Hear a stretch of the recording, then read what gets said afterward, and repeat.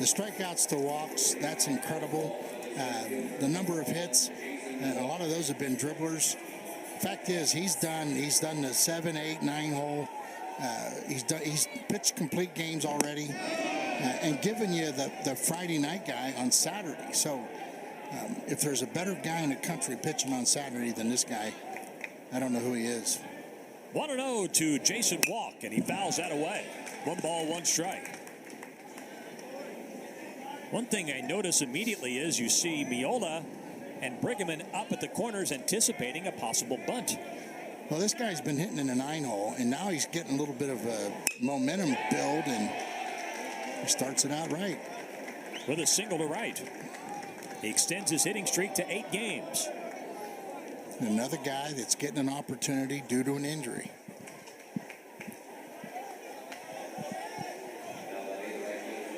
And I think, Spikerman being out is one of those things where, you just had to go to the next guy up, and this guy's taken off a little bit. Here's Bryce Madron, who was 1 for 4 last night. He carries a 9-game hitting streak into today's action.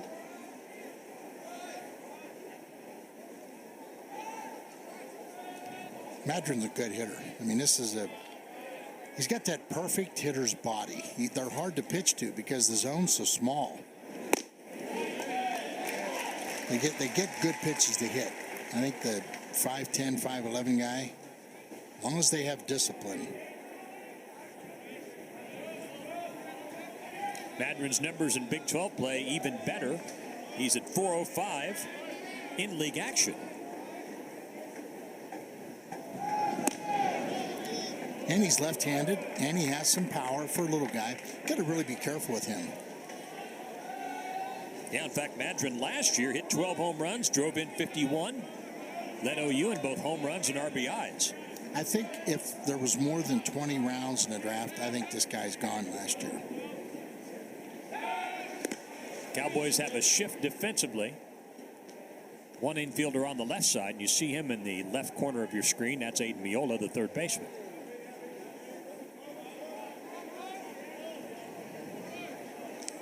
Leadoff single by Walk, and a 1-1 pitch coming to Madron. And Walk at first, definitely a base-stealing threat. He's 8 out of 9 on the year. I would think if you're Skip Johnson after losing the first game on the road last night, they got a little momentum going late. They hit a couple dingers late in the game. Made it look like a better game than it was.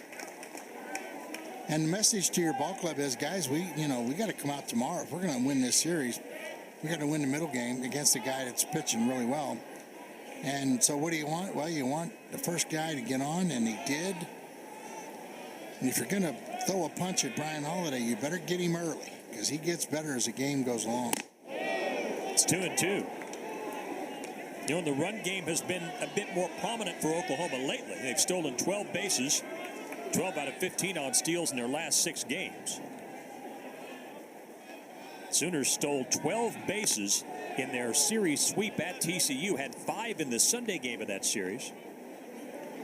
In the UCF series, they were a perfect 10 for 10 on stolen bases. And so you sort of see what's going on there, the importance of the run game to Oklahoma, how it triggers their success. And it comes into play when they're even or ahead. You get on top of them, and it takes that running game out. And right now, I mean, obviously, that guy has got Brian Holiday's attention. That's 4 times he's thrown over. So his mind right now is split. Well, and the reality is this. I mean, you look at Holiday's numbers. He's not given up more than 1 earned run in 5 of his 6 starts. He's worked at least 6 innings in all 6 starts, and so there have not been many leadoff men on base. Runner goes to hit and run. It's popped up on the right side. The wind wreaking havoc with Brigham, and he makes a catch. Oh, my goodness. Walk was nearly doubled up off of first. There's 1 away. That would have been a freaky double play right there, and freaky things happen on that side of the infield. Take a look at this. I'll tell you one thing. When the ball goes up in the air today, we need to hesitate because it's a home run derby day. The flags are blowing as stiff as they can get straight out. And in fact, you may even see some guys trying to hit the ball out of the park. So you might see some strikeouts too with that uppercut thing becoming a factor today. First pitch misses to Easton Carmichael. 79 degrees our temperature at Stillwater. The wind is howling out of the south. There you see the flag. I'm not sure why I said it's howling. You can see it up to 50 miles per hour, in the neighborhood of 50 miles per hour. I can hear the howling. I hear it. Well, I know, but I didn't have to say it. You can see it.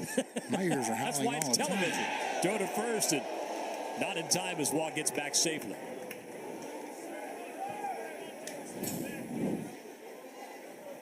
It's getting close. Now, if he drops that down a foot, where all Brueggemann has to do is catch it and drop the glove, he got him. It's fouled away by Carmichael. 1 ball, 1 strike. And what happens right here is your pitcher, he has to be conscious of the stolen base, but he can't forget about the hitter. And it makes it even more tough on a day like this when it is a hitter's day. So Brian's got a curveball. Sometimes curveballs hang. No better pitch to hit out of the park than a hanging curveball. And Carmichael homered last night. He had 1 of 4 solo home runs by the Sooners. OU out-hit the Cowboys 11-6. Sooners committed 2 errors, walked 9, and hit 1. That was the difference in the game. Oklahoma State did not surrender a walk.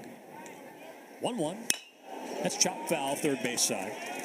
And there's the curveball. You'll see 4 pitches out of Brian Holiday. And if you had to rank them, I would say curveball might be his best pitch. Second best pitch is the fact that he can locate his fastball. He can go up and in. He can go down and away with it. And he's good at pounding the slider in on left-hand hitters' hands.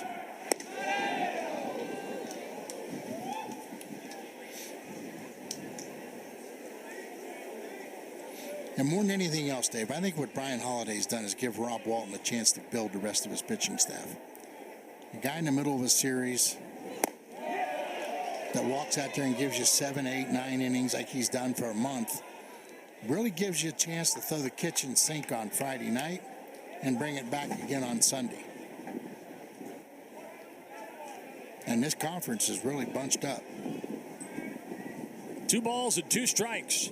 1 away. Runner takes off from first, and that's lined into right. Binge makes a grab. Walk will have to get back to first. Binge has a cannon to throw to first. It's a double play. Just what the doctor ordered.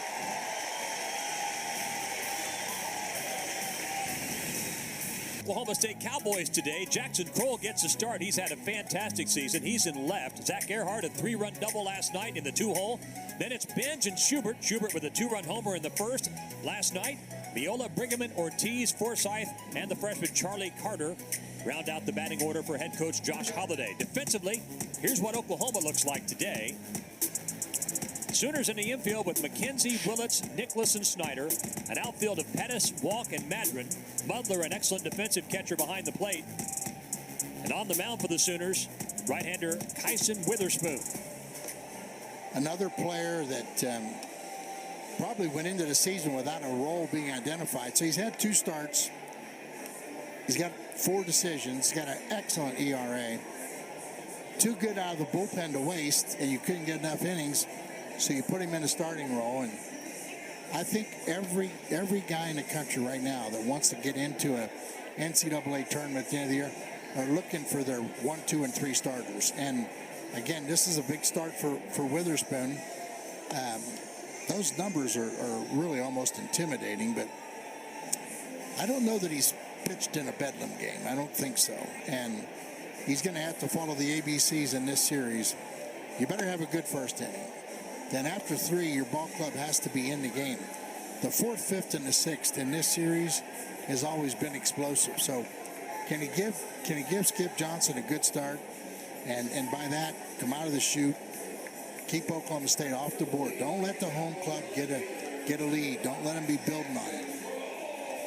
Jackson Kroll will lead off. Witherspoon had, I'm not sure how you would describe it, but probably to a large extent, an unlucky last start. Last Sunday against Lamar, he worked 5 innings, gave up 5 runs. Only 1 was earned.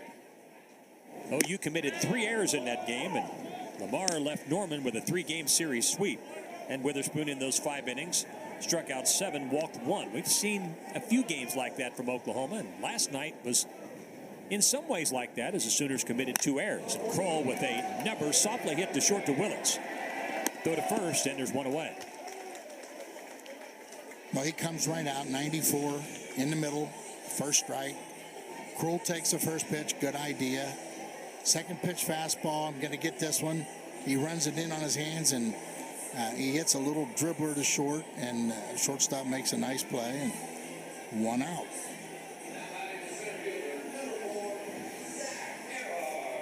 Zach Earhart is arguably Oklahoma State's hottest hitter. In fact, I don't think there's any arguing that needs to be done. He is on a tear. Had a 3-run double last night. And, of course, we talked about this last night. He has absolutely crushed left-hand pitching. Not as good against righties.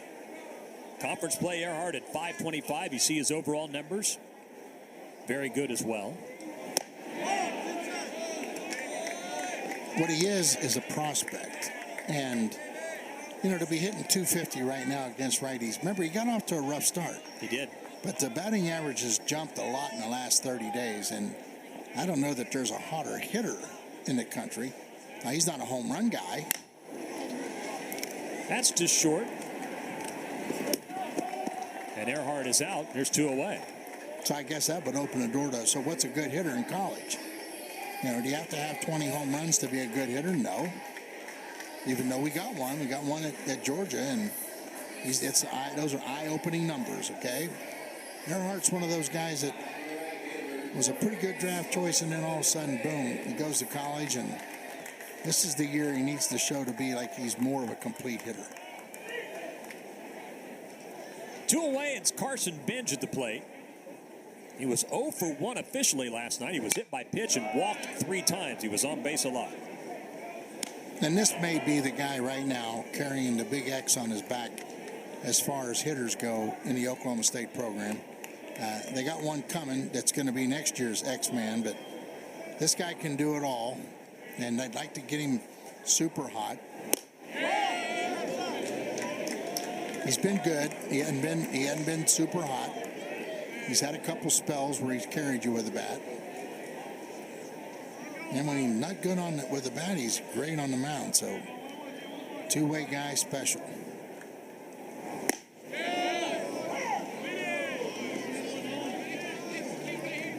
Tell you what, that's an explosive fastball right there.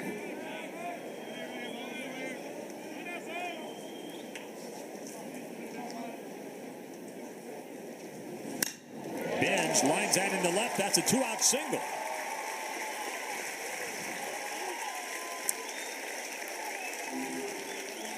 And you have to deal with this. So why is he a good hitter? Why do you think this guy is a prospect?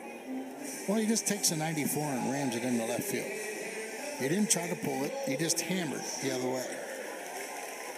So here's Nolan Schubert in this inning, setting up potentially just like the first inning last night, because Schubert hit a 2-out, 2-run homer in the first inning. Really sort of set things in motion for Oklahoma State's victory. Now, there you go. Pickoff move goes one hop into the stands.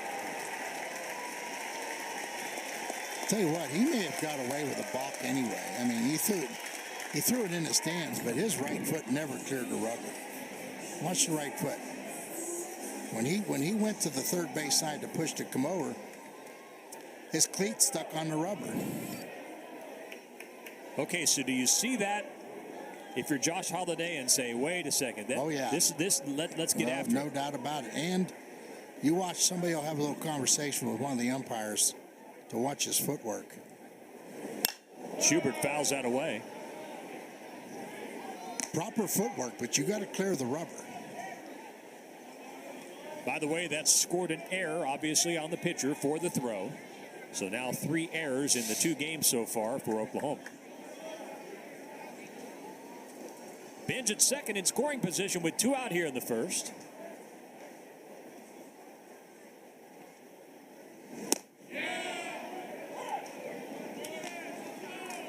drop that breaking ball in on him. That's what happens, Dave, when a guy comes out and his first pitch of the game is 94, second pitch is 95. Then you sit on that fastball, and any off-speed pitch becomes tough the first time through until you see it.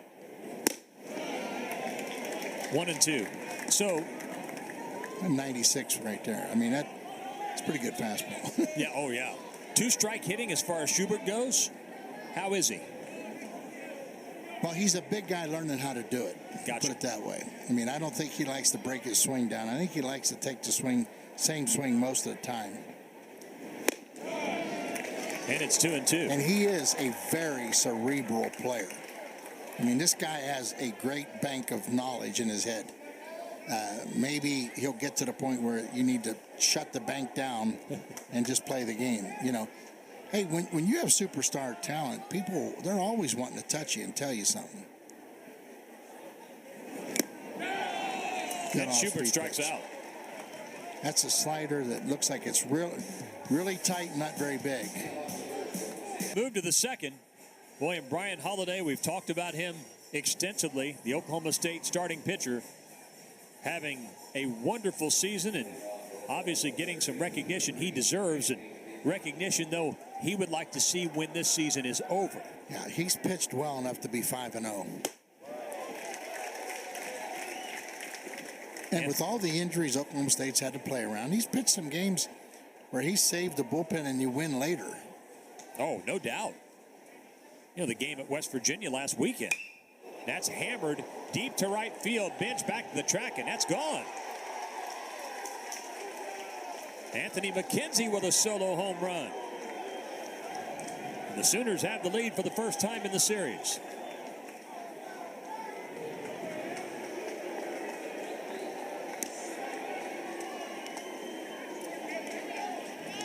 Well, for a switch hitter, we found maybe his best side of the plate, huh?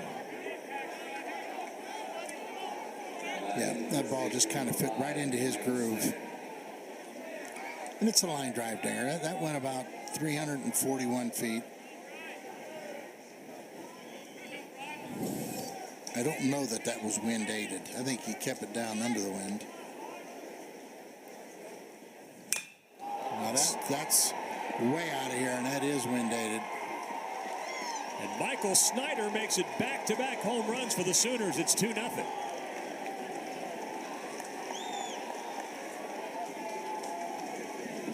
The reason you can't get too worked up about it is you kind of almost expect it. You're going to have some home run. You know what? If you're going to throw the home run ball, throw it with nobody on base. Well, that's what happened last night. Oklahoma's now homered 6 times in the series. All of them have been solo home runs. Now they get to score first. That's a plus. I've mentioned it numerous times. The percentage of winning a ball game when you're the first one to score is about 73, 74%.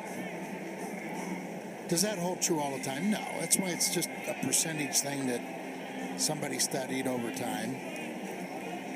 But right now, you know, you made a couple mistakes. They made you pay for it. Still pitch count in place. I don't really know what you do right there. Like, you know, try to keep it in the yard and go on back to the dugout, or... So back-to-back home runs by McKenzie and Snyder to start the second.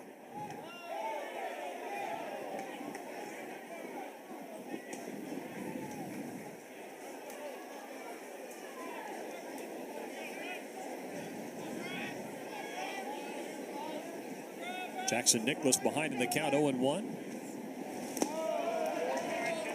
Had a one-hit night last night, went 1 for 5. He was in the leadoff spot last night. He's dropped down to the 6 hole today. Some people really like Jackson's swing. You know, they think this is a professional level swing. I think settling into a position, is he an outfielder, is he an infielder, has created some confusion. But I know after his freshman year, a lot of people thought that his bat was going to play.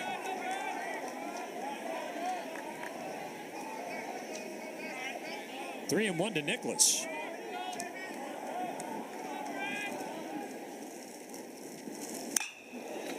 That's ripped down the right field line and headed toward the corner for extra bases. Nicholas around first as he beats the shift. He's into second with a double. So back-to-back home runs by McKenzie and Snyder to start this inning, and now a double into the corner by Jackson Nicholas. Well, it's a fastball in, and that's kind of what Brian Holliday's gotten away with and made his special pitch. And don't kid yourself. There's a lot of film flying around. When you're good, people study you. So he looked in, got it in, and turned on it. And that was a 93-mile-an-hour fastball he pulled into the corner. So tip your hat to the hitter. So it's Kendall Pettis with a runner at second. Still nobody out in the second. Carter keeps that in front. Throw down to third is not in time. Good read by the base runner. So Nicholas at third, nobody out. You know, how many times and how often, I'm not sure he has all season. I would have to dig around and look, as Holliday pitched trailing by 2 runs. I mean, it's been so many tight games. Probably never. Hey, it reminds you a little bit of last night. You know, you just have to say, okay, so I'm behind. What's my job? And if I don't have my great stuff, I still got to go out and knock off 5 or 6 innings. So push it aside. I don't think that you're going to see a shutout today on either side. I mean, not the way the wind's blowing. Could be the best time to play a 3-game series. You know, it's a 2 o'clock start. It's a day game. Going to see the ball better. The crowd returns. The intensity's still sitting there. It's kind of a continuation of last night. You know, one thing we're seeing, too, is Holliday working behind in the count, which I don't remember that happening very much with him. No, that's not him. He works ahead in the count. 2 balls and a strike. 2 runs home in the inning. Now it's 2-2 to Pettis. Nicholas at third. McKenzie and Snyder with back-to-back home runs to start the inning, and then Nicholas with a double down the right field line and went to third on a wild pitch. So Sooners have 2 on the board and a chance to add more to their lead. And only because I've seen all of his starts. He's a fast-paced guy. He likes to work quick. And the running game will slow you down. And they had a runner in the first inning. Slowed it down. You get a break. You get a line drive double play from an outfielder back in. Well, the home runs have been one-pitch rallies. And now you get a guy that's at third base on a short, wild pitch. The pitch out of this, Dave, just got to strike this guy out. Then you got a shot. Then you pop the next guy up, and you got, you can get it done. Get the first guy, and you're getting into the bottom of the batting order.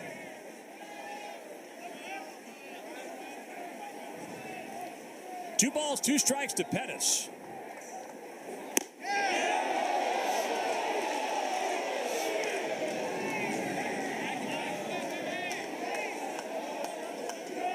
Now the count is full. Pettis 1 for 4 last night. I would bet he's going to repeat that pitch. That was only a ball wide.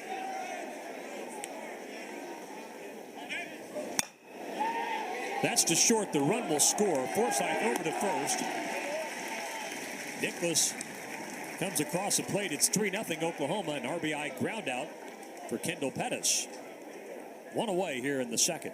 And that's a good at-bat for Pettis, just to put him in play. He gets an RBI. And this is a strikeout pitcher on the bump. And the heck with the home runs. For him not to get a strikeout right there, that might tell you more about what kind of day he's going to have. Holliday, you mean? Yeah, through 6 starts. Yeah. He strikes that guy out. It's a good point. And again, he's working behind in the count. That's another indicator. We've talked about that. In fact, you look at Holliday's starts, when you see a plethora of strikeouts and very few walks. It's 2-1. In fact, it's about like 59 to 16, something like that. I mean, yeah, 56 strikeouts, 8 walks. 8 walks. And he has struck out 7 or more in 4 of his starts so far. Had 14 strikeouts against TCU, lost that game. I beg your pardon, won that game on Saturday through a complete game. Struck out 11 at UCF, 5 last weekend at West Virginia. 3 runs home in the inning. Holiday trying to get himself out of some trouble, and that's a strikeout. Now number 2 here in the second. And he turned to a pitch that he doesn't throw a lot. That's a changeup right there, and it's a good changeup. Good sink in it.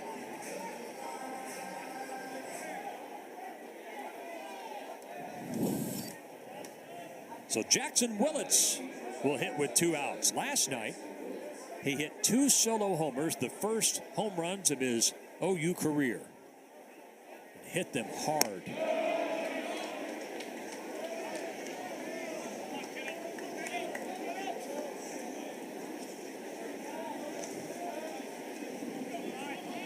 Base is empty, 2 out. 3 runs home. It's 1-1. That could be wrong, but did he not go out of the yard last night from both sides of the plate? I think you might be right. I think I know the second home run was on the left side. Yes, it was. That's in there. It's 1-2. Now that's Brian Holiday right there.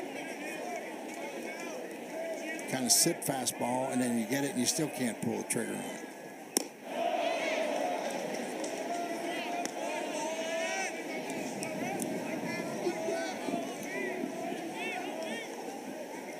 Wind is howling out to left field. 2 outs, 2-2, and the count is full.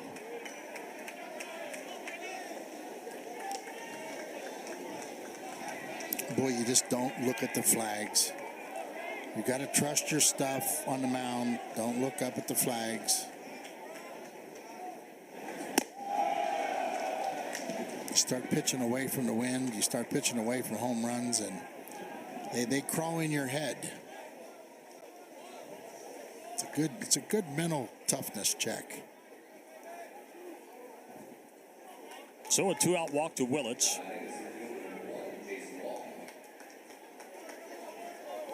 Jason Walk started this game with a single to right.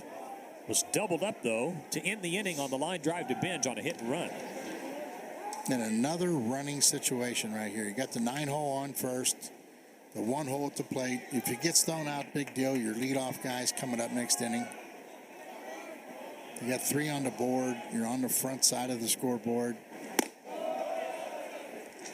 Brian's obviously just a little bit unnerved, agitated. You choose the word.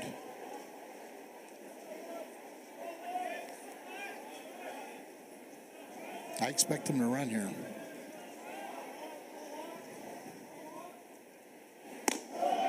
Two and 0. And again, we see Holiday working behind hitters, which is really something we haven't seen much of, if at all. Yeah, he's bailing out a little bit today. That front shoulder's leaving early. His ball's really running arm side.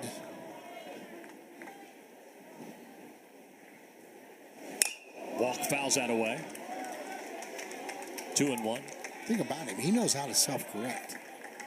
He's been mindset. I mean, he's been handled by good people on the mound, good instructors. 3 runs home in the inning. A 3-0 Oklahoma lead. 2-1. That's fouled away, third base side. And there's his best fastball of the day, 97.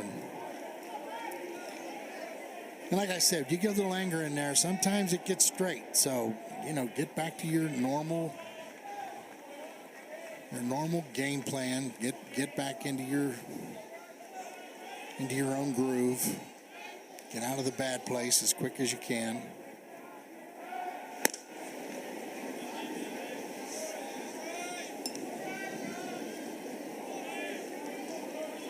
There you see Willits at first. He drew a 2-out walk. Anthony McKenzie and Michael Snyder with back-to-back home runs to start the inning. Called strike 3, and that ends the top of the second. But Oklahoma scores 3.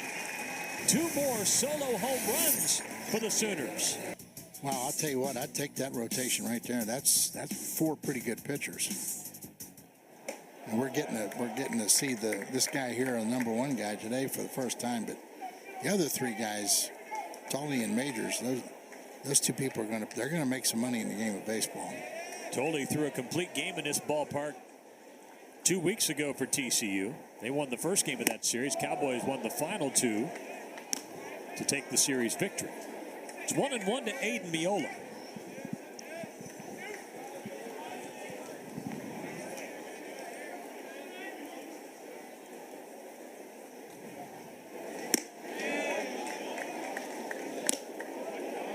Now, let's flip it. The ball club just handed you 3 runs. You get this first guy out. You don't come out and walk him. You've got to learn to pitch with a lead. Make Oklahoma State hit the ball out of the yard 3 times.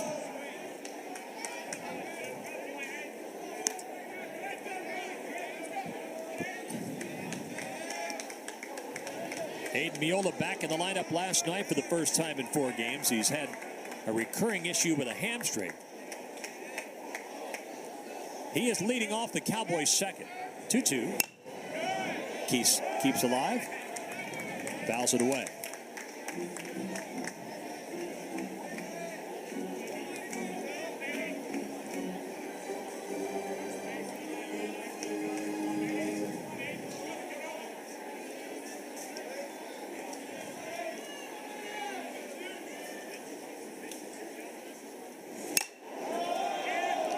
Just didn't quite get enough. A tall one in the infield. And Nicholas fights off the wind. Correction, Willits fights off the wind, records the first out. Now, the second baseman actually bailed out. I mean, he gave that to the shortstop. He had a long way to go to cover that.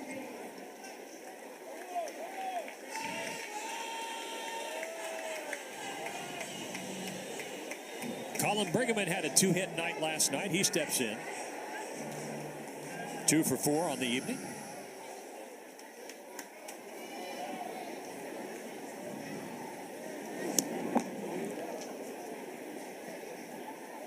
Dave, they have scouting reports, they have analytics, everything to get ready to come in. They got coaches that are designed to put that stuff together. And the more you see games late in the season, well, mid-season on here, it's a little bit like playing in San Francisco. You know, I wonder if they explain the wind factors.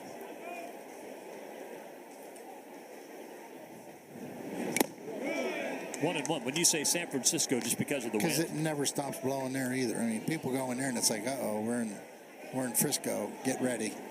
Well, I think that we just had a shortstop take a ball hit right to the second baseman. Yes. Well, there's your son Matt. We were visiting with him when the ballpark opened back in 2021, and we had some games played. Enough time to gather a little bit of evidence with our eyes about how this ballpark plays. He said the one in the big leagues that it reminded him of was Wrigley in Chicago.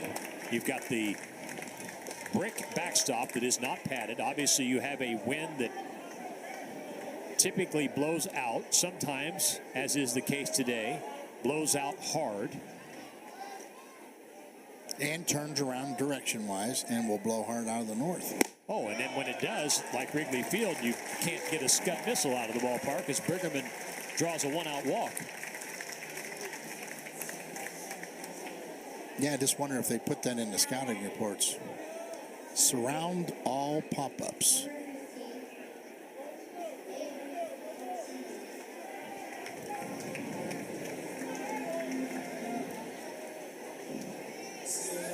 Right now, you want to try to get, I don't know, about 8,000 people involved here today.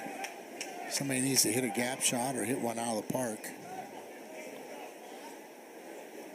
Avery Ortiz swings, fouls that away. He ended an 0 for 17 rut with a big 2-run single last night in the 7th. It's a big hit for him.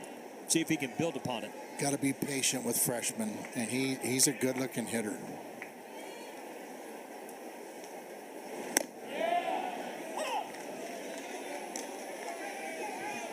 That's a high breaking ball right there. Right at the top of the zone. Over the plate.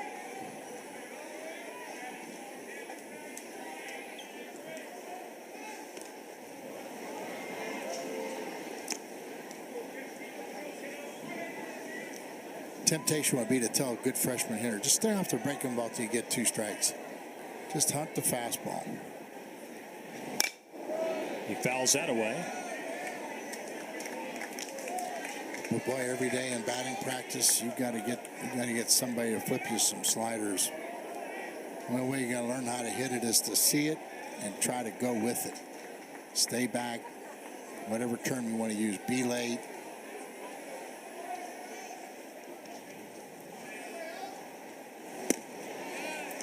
And that's a backed up. I don't know. Maybe that's a changeup. I couldn't read the hand. The action had 2 different. Looked like a slider that slipped, or a changeup that he walked away from. Brigham's at first after a 1-out walk. Now it's 2-2 to Ortiz. Oklahoma with 3 runs in the top of this inning. Back-to-back home runs to begin the second by McKenzie and Snyder. And Kendall Pettis with an RBI ground out after Nicholas had doubled and moved to third on a wild pitch. A lot of pitches for the 7-hole, and we're throwing to first base with Brueggemann at first. I don't know that that's a stolen base guy over there. Well, he's attempted 1 steal and was thrown out. And Ortiz hammers that deep to left field, and it's gone. There you go. Your mind's on the wrong thing. In 1 swing, we got a 3-2 ball game. 4th home run of the year for the freshman Avery Ortiz. It's a 3-2 game. Well, you called it. I've just seen too many games. I mean, you're pitching with a 3-run lead and you're throwing to first base on a first baseman. And then you turn around, throw the ball right in the middle of the plate, and boom. Forget about that 3-run lead. Now it's down to 1.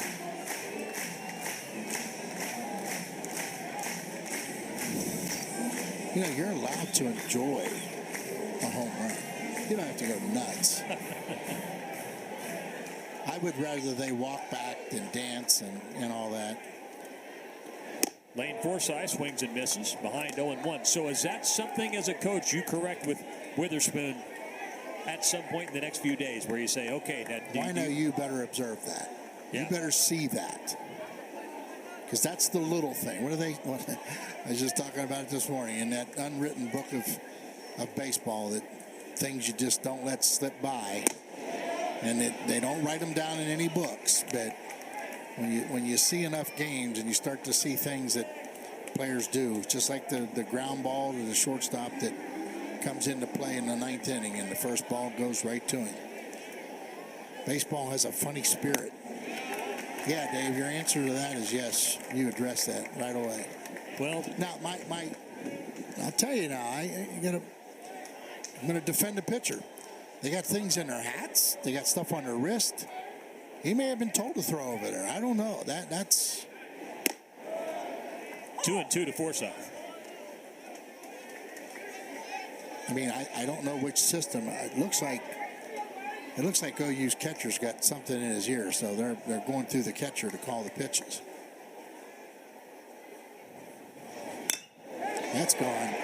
That's out to left, back to the track, and it's 1 hop off the wall. Forsythe into second. It's a double.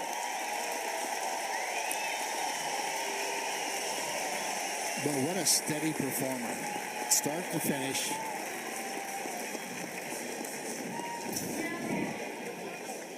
Slider hung, got in on him, backed up about 84 mile an hour and went out about 105. Thought we were supposed to have one of those monitors in front of us this weekend. Well, we're working on it. Okay.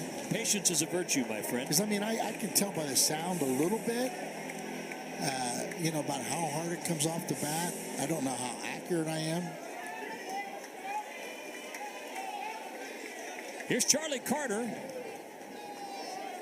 Freshman catcher, 4 for 39 at the plate on the year. But defensively has been really good behind the plate.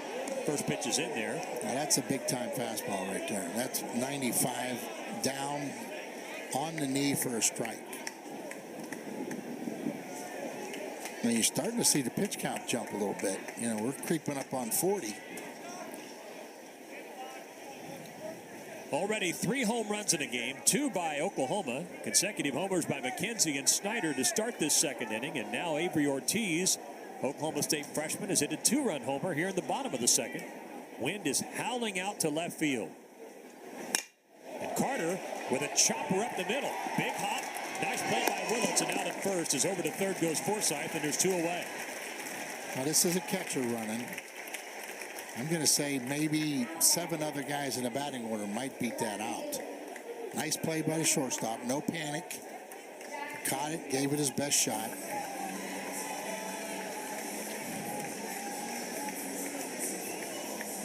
So Jackson Kroll with an opportunity here.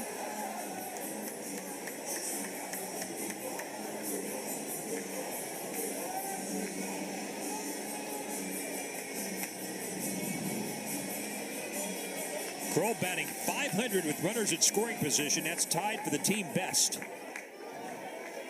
He's had a very good final season here at Oklahoma State. Forsythe at third, 2 away. That's in there for a strike. Now with this combo right here, where you got a runner at third that can run, you got a guy at the plate that can bunt. And if Jackson doesn't like the matchup right here, if he lays one down, they got to run. It's 0-2. Now you can rule that one out.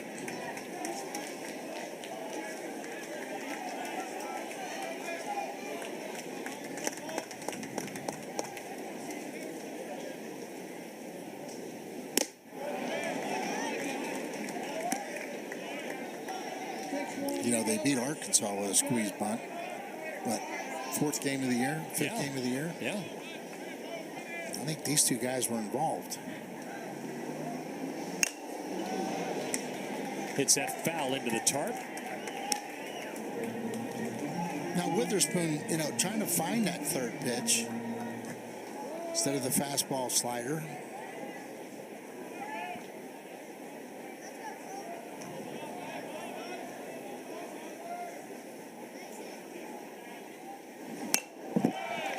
Kroll stays alive. Jackson Kroll, an Oklahoma State guy throughout his childhood and living a dream playing here in Stillwater. An incredibly good student, one of 59 seniors of significance here at Oklahoma State. That's the biggest honor a senior here can receive. He'd like to deliver a tying base hit here, and he's hit by pitch on a 1-2 count.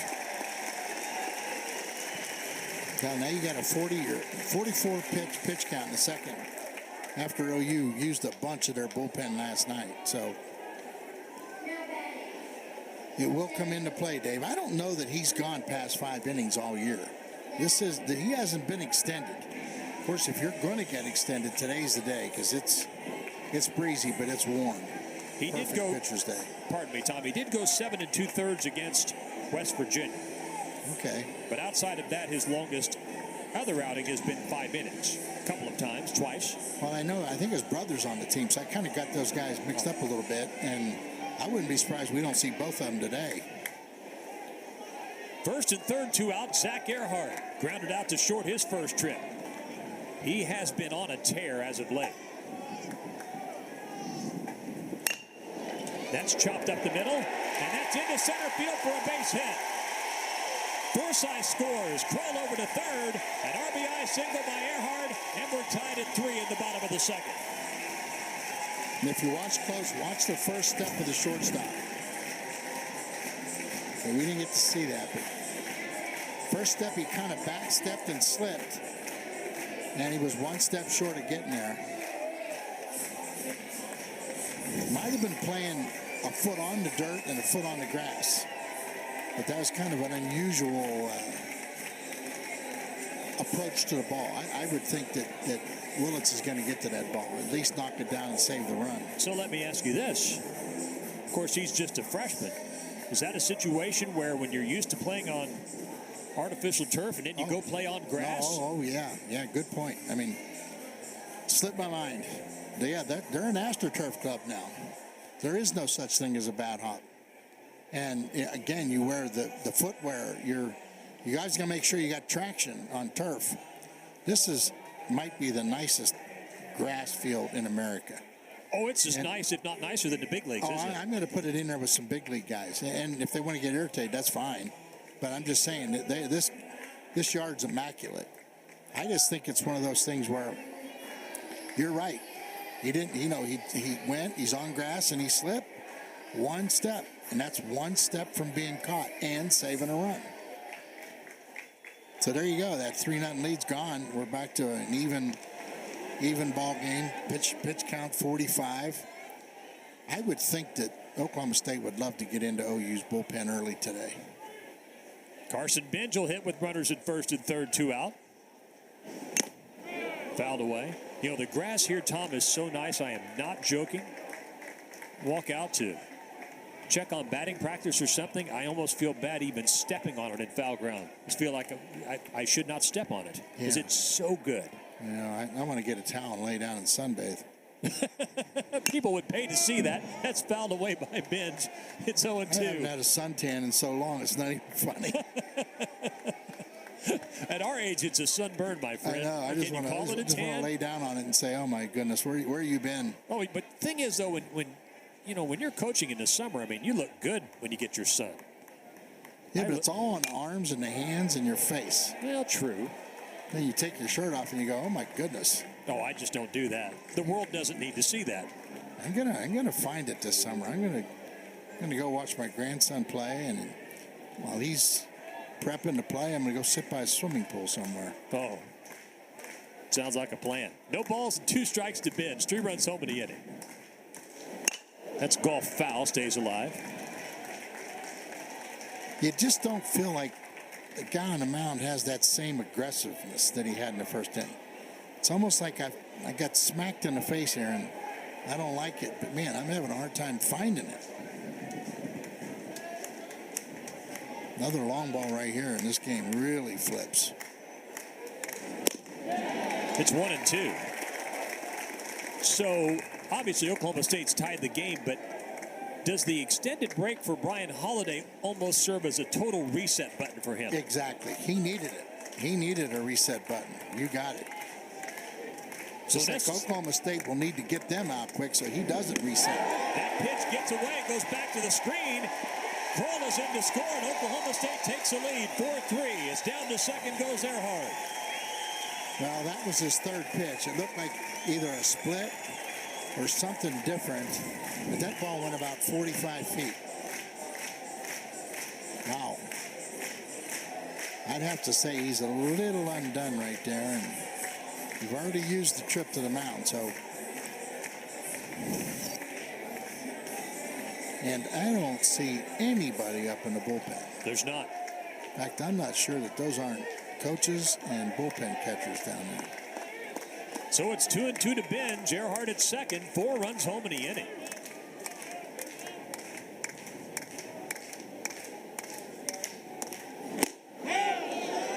That just missed, and the count is full. I would want that pitch as a high-end fastball in the zone. If I'm the team on the field, if I'm the hitter, that's a ball. It's up. But that's about as close to being in the zone in as you can get. Another really good conference umpire behind the plate. And Benj shoots that up the middle, but right to Willich. And out at first. But Oklahoma State answers with 4 runs.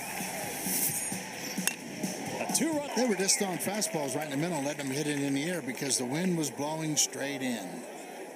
So last week you got a wind blowing in. Today you got a wind blowing out. It's the way the game of baseball is. 1-1 to Bryce Madrid. So on a day like today, ideally, what type of pitcher fits? Do you want somebody who can just blow guys away with a fastball, or what do you want? Dave, on a day like this, you want a guy that works quick. All right, so now you're down a run or tie game. And that's the 4th home run of the day and the 3rd solo home run for Oklahoma. As Madrid hits his 5th of the year, and we're tied at 4. And again, that's a one-pitch rally. It's over. This is going to be a staff day. It's going to be a team win. Forget about your ERA. As good as both these guys have been, it's going to take a hit today. So 7 home runs for Oklahoma in the series, and all of them solo homers. So now it's even more important to get back to our talking point of what type of pitcher do you want when it's like this. You got to work quick. Don't let people think and sit and use their scouting report that's in their mind on your tendency. And again, Dave, you got to pitch in hard. Grounded to short. Nice play by Forsythe. Throw to first is not in time. It's an infield single for Carmichael. If you stop pitching in and you keep throwing the ball out over the plate, they're going to get the ball in the air. So my stance is work fast, pitch in, and don't give up on your changeup. You got to show something soft. Hitting's contagious. When somebody hits one out, man, it's like, what'd you hit? I got the fastball. Well, they're going to hunt fastball, throw the changeup. But I wouldn't walk people today, Dave. The home run ball, the long ball is going to come into play. Just don't give him any freebies. Anthony McKenzie has hit one of the home runs today. You have Carmichael at first and nobody out here in the fourth, tied at 4. So let me ask you this. Does an unusual arm slot guy work in this type situation? A submariner, a three-quarters, something like that? You got one, you bet. So now's the time. Yeah, if you got a submarine guy, that's his day. Sinker ball guys. Talk to the people in Colorado. 25 years. Their stance in scouting was try to find sinker ball pitchers. Try to keep the ball in the yard in Colorado in the air. Same thing with the wind. I mean, we used to hunt for sinker ball guys here. We used to take somebody over here and turn him into a submariner. Some guy that's 85, 86 that has no pro career, put him underneath. Submariners are hard to get in the air. But you know what? You got to have one. Can't create one right now. Or I haven't seen one. It's grounded foul, first base side. You know, it's funny that you say that. I think about some guys, you know, that pitched in Colorado that sort of fit that profile that probably for another organization may not have much value, but for them, they did. I'm sure you can think of a bunch of guys like that. Well, I mean, it's kind of the knock on the Colorado Rockies. Like, you know, where do we find pitching? You know, how can we get a guy that can pitch in this park? McKenzie fouls that away. And then the comes back has been, let's just put some bombers out there and beat people up. You know, we'll win 50 games at home and try to go on the road, win 40, and we're in it.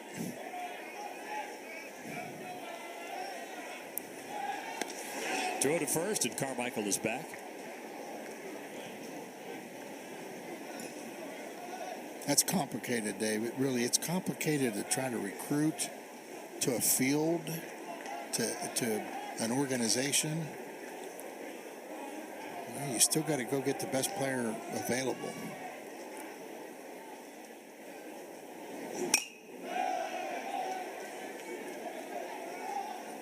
Count remains 1-2. I know if I was a free agent, I'd go hit in Colorado. I assume Matt really liked hitting there. I loved it. I'm sure he did. He loved being there. I mean, that was a great place for him to get his career started. And that's past to diving Brigham and into right field for a base hit. First and second, nobody out. Consecutive singles by Carmichael and McKenzie here in the third. Yeah, that ball had eyes on it. Just kind of crawled under the first baseman's glove and into right field. Hey, now you got to stop the bleeding. It's 3 consecutive hitters that have touched you up a little bit right here. Got to get a comebacker. It's a real mental test. Got to think about something good, something positive right here.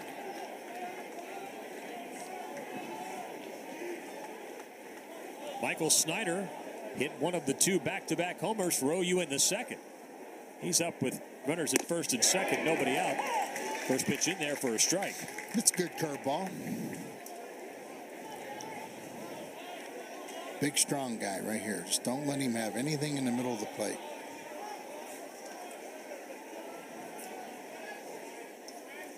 See Carmichael at second, McKenzie's at first. It's 0-2. That's a good slider. That one disappeared.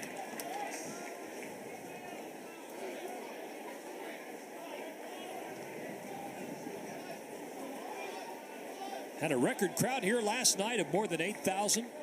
Similar gathering here today. I May could not be be wrong, quite as Dave. large. I don't know. I mean, there's so many people standing and dodging the sun today, and they're in the shade, backed up all the way to the concession. I don't know. Maybe 8,000.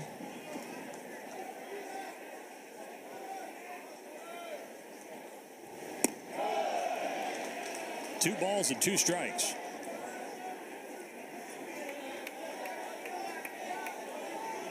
And watching Major League Baseball and the influx of Asian pitchers that have come into the game, all of them throw a split. And boy, it is a talk of the game.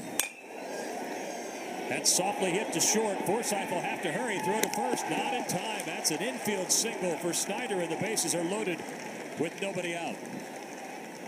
I would think the only chance for an out on this play right here would be for the pitcher to make the play. And they just got it by him. Forsythe has no play there.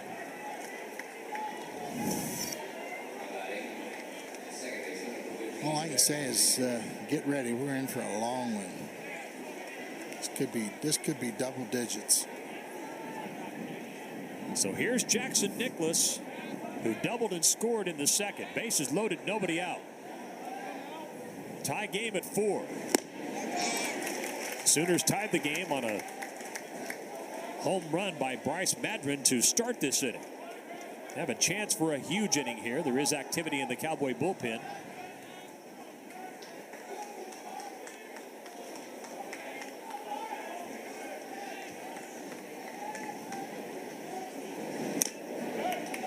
It's 0-2 to Nicholas. Back-to-back changeups. Kind of like that. You got to take that confidence out. You got people going to the plate right now. They're anxious to get there, and can't be that way. Got to show them something different. Fastball about 95 up in his face. Almost venture to say, here comes a changeup. Bases loaded, nobody out, and he struck him out. That's a huge strikeout for Holiday, his third of the afternoon. I just starting to wonder how you're going to turn a double play with that shift right there. You got it right by him. You're 94. I mean,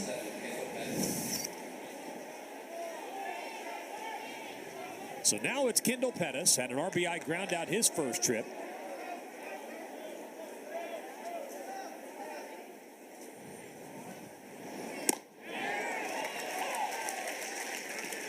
It's 0-1. Yeah, nobody wants to hit a curveball on the first pitch. If you got one and you can throw it and get ahead of one, you got a big factor. Chopped foul, 0-2. Tell you, Oklahoma State can pitch out of bases loaded jams. I'll tell you that. Sam Garcia, I bet he's done it at least 5 times this year. I think Brian's done it several times.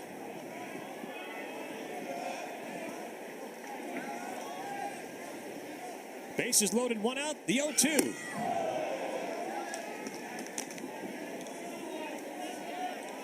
Kind of leaned into that one a little bit. There you see the bases loaded. Carmichael at third, McKenzie at second, Snyder at first. And that's softly hit to first. Only play is at first. Brigham tags the bag. Carmichael scores. It's another RBI ground out by Pettis, and Oklahoma takes the lead 5-4. Not got to give him an RBI, but that's kind of a cheap one, huh? Ball didn't even get out of the infield grass and he got an RBI. But hey, it beats a strikeout, turns the scoreboard around. Pitch count going to be up over 70 after 3.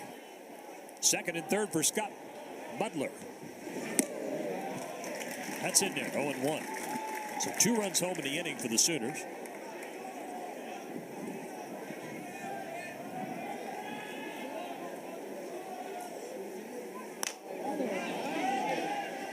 That's foul.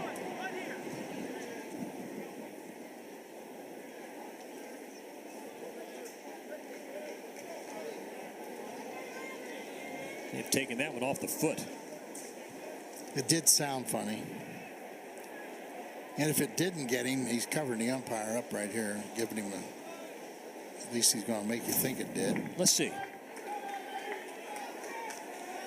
Nope. Right between his legs, didn't get anything. It might have nicked his knee a little bit.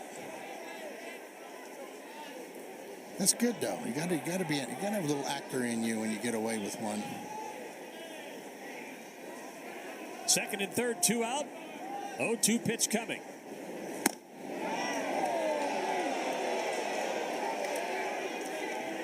Notice the movement in the catcher. Watch the catcher just as the ball gets there.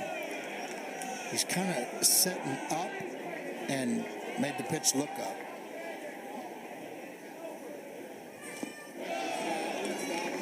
Blocked by Carter. The count's 2-2. Oklahoma with 3 runs in the second. The Cowboys 4 in the second. Now the Sooners with 2 in the third. We've already had 4 home runs in the game, and we're just in the top of the third. Now the count to 3-2.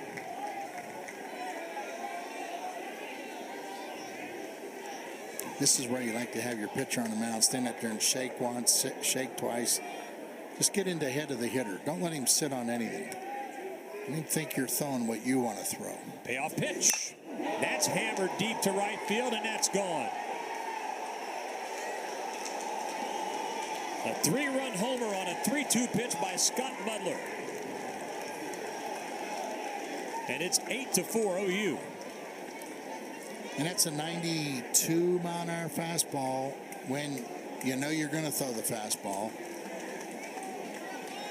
And he's sitting fastball, and he's a much better fastball pitcher than this. So nothing else, Dave. There's a signal. The arm's wearing down. I mean, we're at 70 plus, 75 pitches in 3 innings. Hey, this game's not over yet. This is going to be a double-digit game. You know, you try to kill this inning and change the look on the mound. Get another guy out there. Bring a lefty.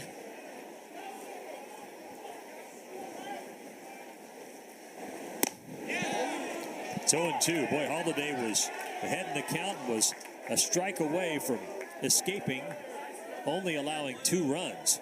Instead, it's a 5 spot for the Sooners. 3-2 pitch. You know, it's a dangerous pitch.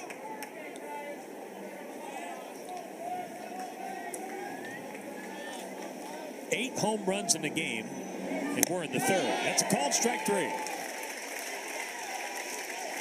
But 5 runs for Oklahoma, the big blast. A 3-run. I don't know, Dave. I attribute that a lot to early season, cold weather, funny weather, one day hot, one day cold. A lot of baseball played in funny conditions early in the season. I bet you those numbers all drop as the season goes down the stretch. It's a pretty high number. Nolan Schubert will start things for the Cowboys here. As I mentioned, been a home run derby so far. 5 home runs in the game today. 9 for the series, if my count is right. Well, any walk today is going to be an error because every walk could lead to 2 runs. 2 walks could lead to 3 because one swing today has turned this game around every inning.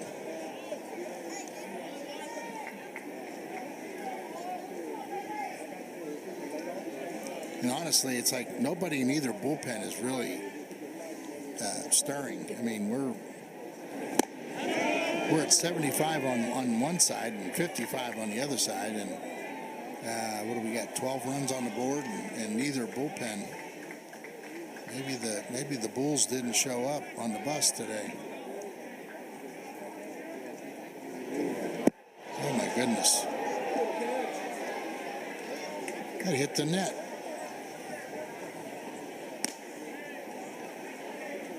Cowboys scored a run, in fact, on a wild pitch, on a pitch that, as you said, went about 45 feet from Witherspoon. Maybe 45. That might be the pitch that he's working on a different grip.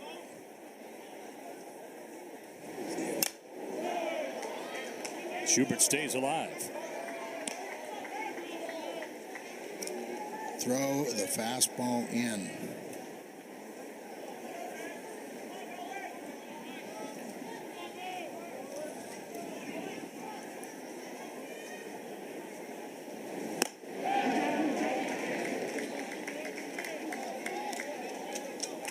Two and two to Schubert.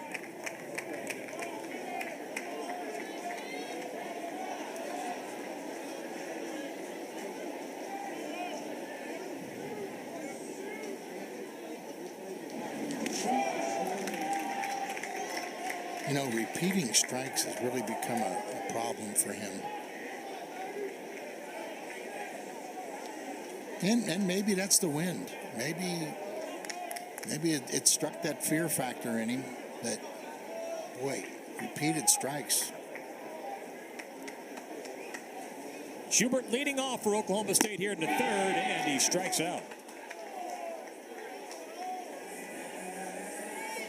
And that's the old-fashioned high heater. That's 96 up and out of the zone. You see it so good you think you can get it, and then you realize you can't. And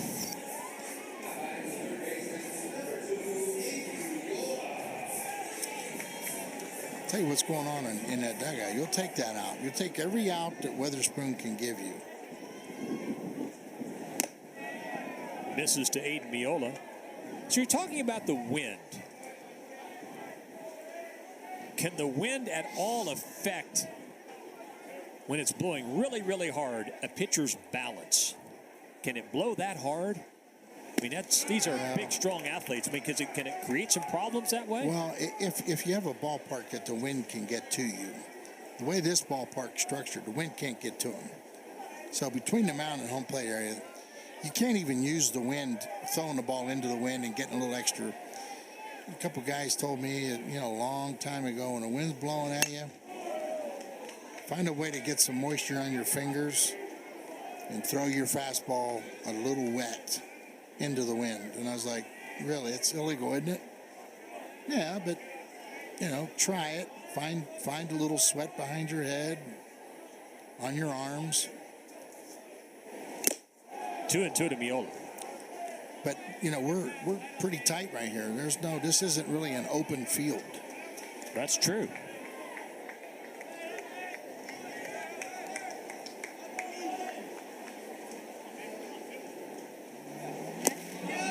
And the count is full to Miola. And Witherspoon is just like, he's just wild enough to be hard to hit.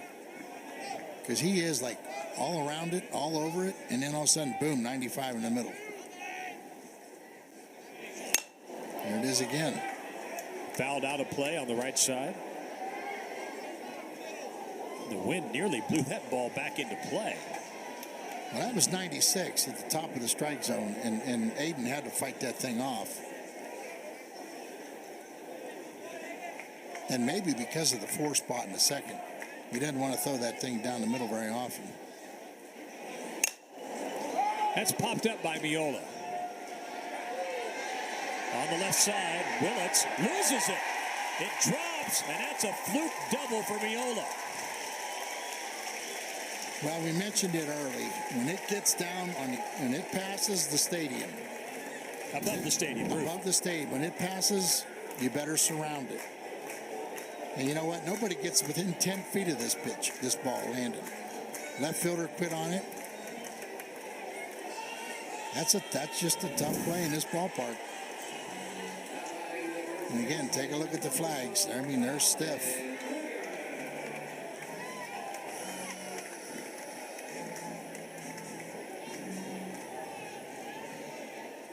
So Miola at second with one out. Here's Colin Briggeman.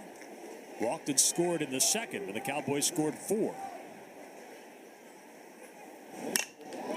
It's fouled away third base side into the stands. When you're on the mound, you're struggling. You throw a 3-2, 96-mile-an-hour fastball. Guy pops it up, and he gets a double. You know, it's like some days it's just not your day on the bump, and you compete your rear end off. That's all you can do. So is that a situation where, and obviously these pitchers have had some struggles beyond that, but where you have to, as a coach, say to that particular pitcher, hey, it's not always about the results, because sometimes your performance is really good and you just don't get the outcomes. I mean, is that part of the equation? That is. And that's softly hit into center. That might drop. And a diving catch is made. A great catch by Walk in center field. Well, third base umpire is making the call on this. I think this is going to come down to the cameraman. Let's take a look. Because when he comes out to throw, that's a catch. And then he drops it. And there's that rule. If you catch it, you got to come up and you got to be able to show throw. And that's when he bobbles it and drops it. So if he ran into the wall and then he drops it, it doesn't, you know, it's not a catch. So I don't know. He ran into the ground, I guess. The ground caused the fumble. Or is that just an NFL rule?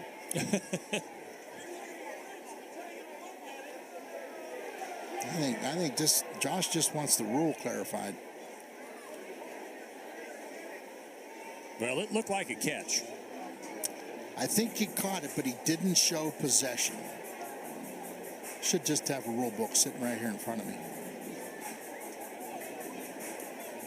And again, he's not going to throw anybody out laying on the outfield grass on his stomach. So when he goes to get it, it comes out. That creates the conversation. And it is the crew chief at third. So I say this one this is going to stand. And they are going to go to video review. It's been ruled a catch. Would be the second out. We expect it to be confirmed. 8-4 Oklahoma leads here in the bottom of the third. It's already been a wild affair with 5 home runs in the game. Yeah, and we're not going to argue the catch. The fact is, the ball was in the glove. Next factor, you're supposed to show possession. And in doing so, he fumbles it. Okay, here we go. Okay, walk us through this, Tom, please. You'll see, and then the glove gets hidden after he catches it. The ball's in the glove. Now it goes inside, comes out to show that he got it, and when he gets up, he drops it on the exchange. I think he had it.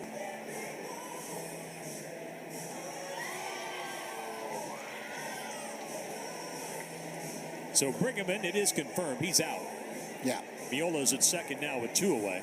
And that's great camera work right there, too. Oh, superb. Especially with the wind blowing today. You don't realize, especially our camera people up on the roof that are exposed. I mean, you're trying to hold on for dear life to provide these great pictures that you're watching today. That's not easy when it's blowing 50 miles an hour. I hope they're strapped down. You asked me about, can players feel the wind? Can it make a pitcher's balance? Those guys who are holding those cameras better be hanging on today. So here's Avery Ortiz, who hit a 2-run homer in the second. Miola's at second base with 2 away in an 8-4 game. OU with the lead. Little hand slider for a strike. It's a good lead pitch.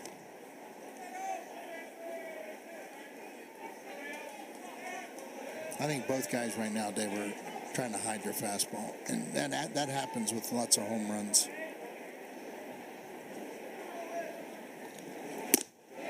It's 0-2. Another slider. I don't think we've had a home run hit today off of a breaking ball. I think they've all been fastballs in very, very predictable counts.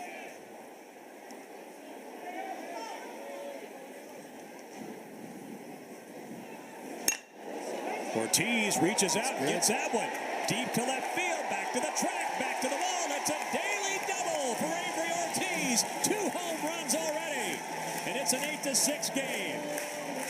And a kid that came into the series with a little bit of a struggle going on, to be able to do it against your in-state rival. And he barely touched that ball. Just kind of leaned over and just rolled it out of the ballpark.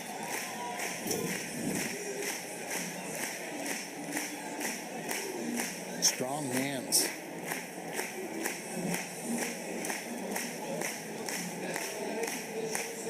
So 2 two-run homers for Avery Ortiz. We've now had 6 home runs in the game today, 10 in the series. And that's a 2-out, 2-run homer that makes it an 8-6 game. Hey, we're in the 3rd inning. Oh, yeah.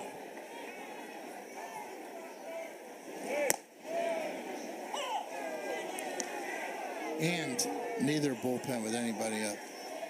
Well, folks, you may have your dinner and dishes done before this game's over. Yeah, we're going to have to order something here pretty soon. Yeah, I think so. That's hit to third. And McKenzie over to first, and that ends the 3rd inning. It was an eventful 3rd inning, and for Oklahoma State, a big 2-run homer with 2 out by Avery Ortiz. Last Sunday, as a matter of fact, at West Virginia gave up 3 runs in just an inning of work. And no question, you have to make a move right here. You got to change the look. Brian didn't have good stuff, and the wind made it tougher. So it's over. Now you change and go to a new arm. Little bit different set of stuff on the mound. You know, Brian's got more of a curve. O'Toole's more of a slider ball guy. O'Toole pitches to contact. You know, there'll be some ground balls hit. He does work quick. And he is important to the pitching staff. So what you saved last night, you're going to have to see today, because you got to knock off 6 innings for sure. First pitch in there to Jason Walk as the Sooners send the top of the order to the plate to face O'Toole. Walk has singled and struck out looking.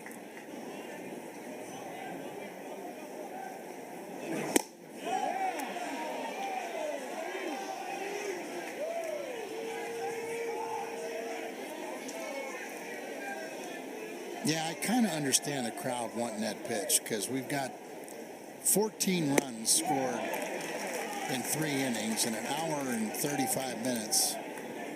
Could be here all day if the strike zone was too tight. You got to help the pitchers out maybe a little bit here and there with corners. You don't have to go up and down, but give them a little corner. Oh, I think of the game.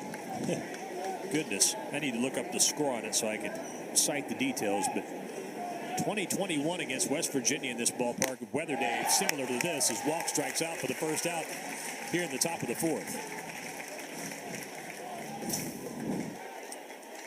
And this is a 2-seam fastball that just ran right away from him, and it's a good statement to make. I think getting this guy healthy and back on the mound is going to make the pitching staff better. This guy was a workhorse last year, I can tell you that.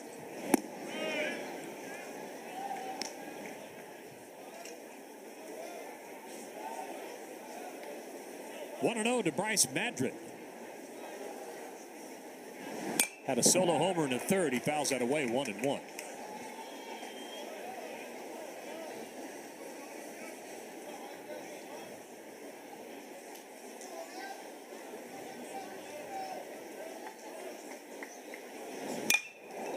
That's lined into left center. Kroll watches it hop off the wall. Earhart plays it off the carom. And that's a 1-out double for Madrid. Brian Giles. Remember Brian Giles, David? Yes. Madron's got a little bit of him in him. Everybody always thought Giles was too small. About 12 years later. he walked away from the big leagues. Madron's a good hitter.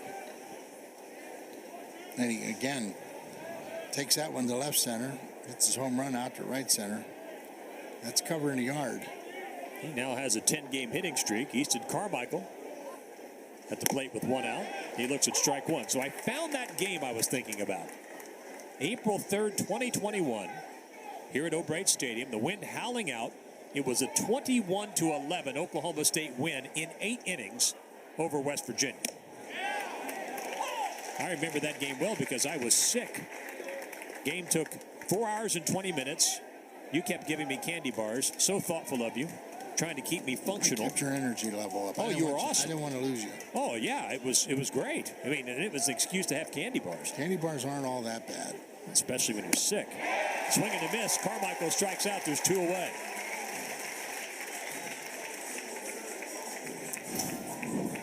Yeah, this ball got pretty wide right here, and Carmichael went out and tried to hook it, even though he choked up like he wanted to just put it in play, but he went out and still hooked it. So probably a little flaw that he's working on in his swing.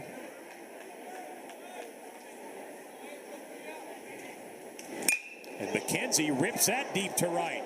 Bends back to the track, and that's off the wall.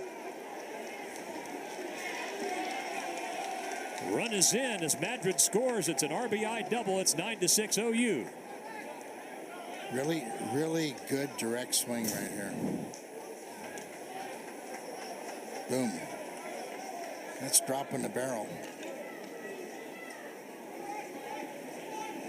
You know, I watched Oklahoma on television early in the year on a Tuesday, and they have really, really done a good job with their hitters.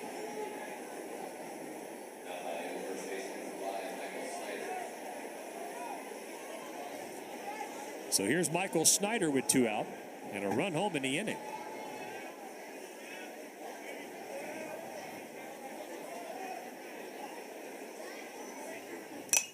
Fouled away. My goodness, Tom, I'm looking at this game against West Virginia in 2021, 21-11. West Virginia walked 12 hitters. The Cowboys walked 11. So 23 combined walks. 6 players were hit by pitch. That's normally how scores like that happen. Today it's been a little bit more like home run derby. Snyder's been hit by pitch. It'll be first and second, 2 out.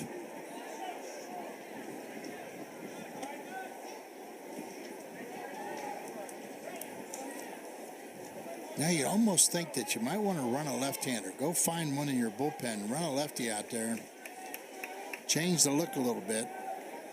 Because OU's lefties have had their day today.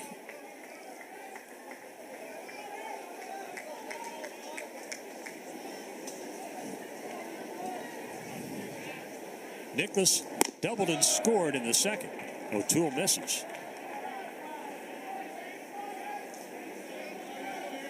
And your middle guy, his job today was to try to come in here and knock off three innings.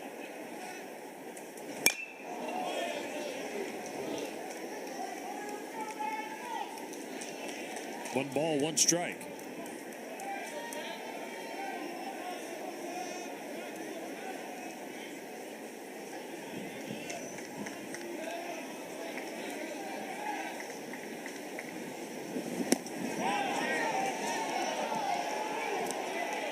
Now that's that corner I was talking about earlier right there. You're going to have to give him one of those, Mike.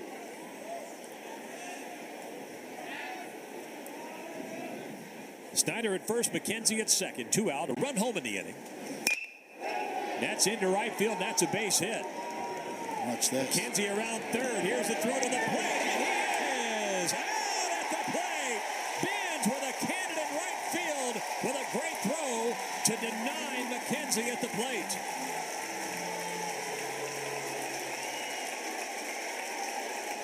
What do you? I have no idea what you could possibly want to. Why do you want to see it over? He was out by 5 feet.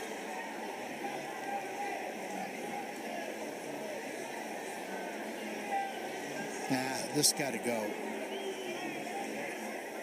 So you don't think it was close? Not even close. I think they're going to try to say something about after he tagged him the ball, you saw a little ball. The ball never left his glove. And besides that, you'd already tagged him out. Well, we'll get to look at it. And I only say that, Dave, because I don't mind the replay thing. But when you do this, now we got another delay in the game. And everything's trying to speed the game up. And then you just walk out. If you're going to use one of these appeals, make sure it's valid. I'm just using the eyes.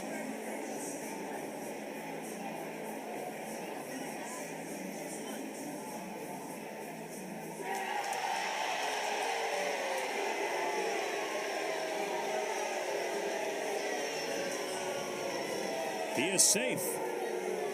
So it'll be first and second, another run in.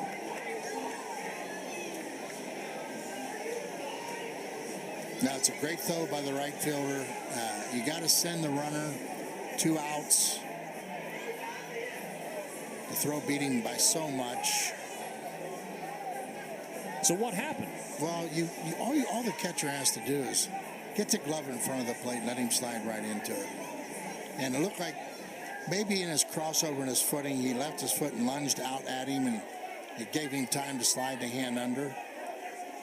I still think if there was a on top, right on top of it. Oh, and now Pettis is hit by pitch. To where you could look straight down, Dave, I still think he was out. And they'll say, well, it's right on camera. No. You still have to look on the camera right there and draw your own conclusion. I saw him out. So the bases are loaded with 2 out. It's a 10-6 OU lead. And you got a 3-minute, 4-minute delay. And the guy on the mound with a struggle. And again, it just kind of prolongs the agony. And Butler, who already has a 3-run homer to his credit, will hit with the bases loaded, 2 out. Again, that could turn out to be a huge play. Looked like it's going to be a huge play in Oklahoma State's favor. Instead, goes the other direction on review. It's a momentum shift. You throw him out. First pitch in there for a strike.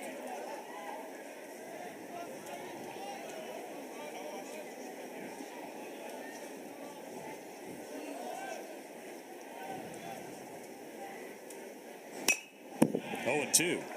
Yeah, I'll be honest, though. The first time I saw it, I thought, okay, that's pretty close. But I was with you by the time we watched the review. It looked like the glove might have got him. But apparently not. Bases loaded, 2 out, 2 runs home.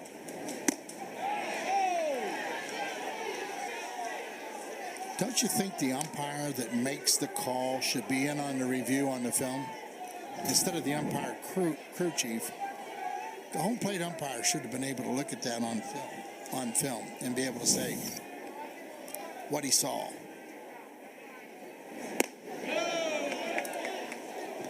Two and two. Well, there is no ball outside on the corners today that's going to be called for a strike because he's making people throw the ball over the plate.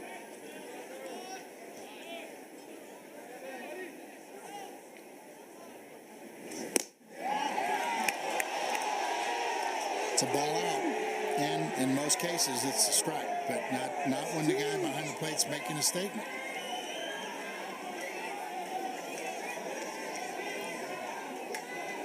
So the count is full. The runners will be off on the pitch with 2 out.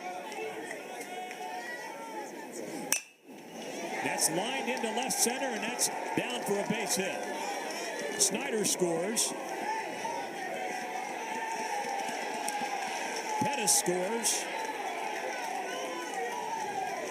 Nicholas scored as well. It's a 3-run single with the runners taking off on the pitch. 13-6 OU. Well, the home plate umpire is going to take some heat the rest of the way, and whether he's right or wrong, it's almost like, hey, when you take a pitch away twice on the same hitter, you're making your statement, they're going to make theirs in the crowd. Thing is O'Toole is like kind of making the same mistake that Brian made, throwing too many balls in the middle of the plate. But counts indicate that. They dictate that. Why you don't change the look right here. Their left-hand hitters today, Dave, we might want to look that one up. I mean, they got to be about 600 on the afternoon.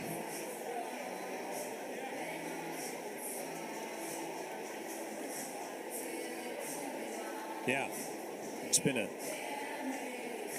big offensive day for OU. Already 13 runs. We're just in the fourth.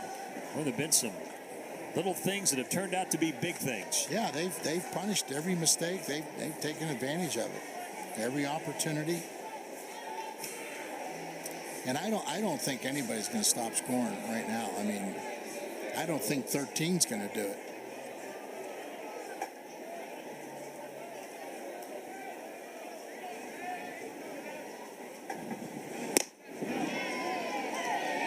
First pitch in there to Willits. I think what you're going to have to do too, Dave, in order to stop this, is you're going to have to ignore next Tuesday. You're going to have to throw some arms today and use your Tuesday staff tomorrow.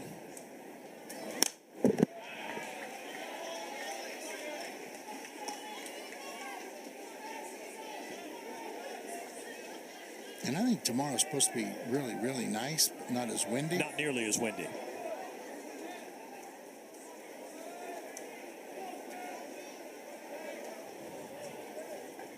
So 5 runs home in the inning. That's grounded to Brigham. Still plenty of time, and he steps on the bag, and that ends the inning. But OU scores 5. Sold out. But if you're watching, I wouldn't call it a game yet. I don't think Oklahoma State has finished scoring, and there's still a lot of things that come into play. Oklahoma with 8 two-out RBIs in the game. Well, there have been some big momentum plays. And check the counts, Dave, on those two-out runs. They had to count. They had the 3-2 where you had to throw the fastball. Yeah. Cowboy pitchers have thrown a lot of full count pitches today. Yes. I'm not sure how many, but it's been a bunch. And it's a staff that has really done a lot of 3-2 breaking ball pitches on the season. Today it's been, here, let's go after them, and OU's capitalized. That's inside to Charlie Carter. 1 ball, 1 strike. He grounded out to short his first trip. And Kyson Witherspoon returns to the mound. He's the OU starter. He's given up 6 runs in 3 innings on a day when the wind is just ripping out to left field. Carter with a 1 hopper to short. Willits over to first, 1 away.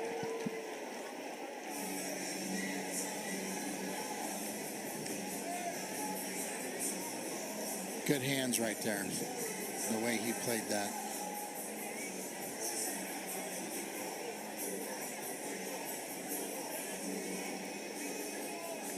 And again, Witherspoon gets the first guy out. I'd have never bet that he'd be around in the 4th inning. With a high pitch count and a 6 spot on the board, but when you're working with 13, you're gonna get your arm work in today, and that bullpen in the OU side of the field is pretty empty down there. 0-1 to Jackson Kroll. Was hit by pitch, scored in the second. You know, one thing is you can see on this particular view, the shadows are starting to creep in from behind home plate. Late afternoon at this ballpark, those shadows can make hitting tricky. Yeah, it'll make the breaking ball guys a little better, but boy, they're not showing up today. 2-1 to Kroll. I noticed Bogey warming up in the Oklahoma State pen.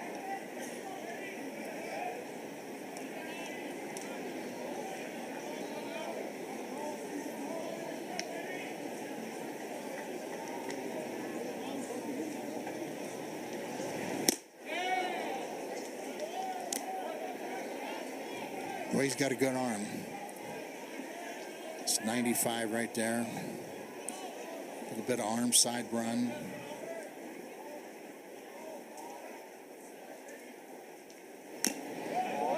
Kroll barely stays alive. Bases empty, one out here in the fourth.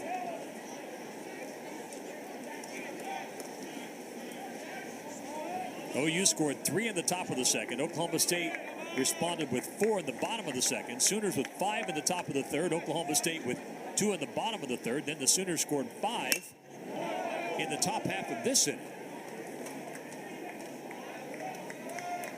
In fact, all 5 OU runs in the top half of this fourth inning came with 2 out. Sooners have 8 2-out RBIs.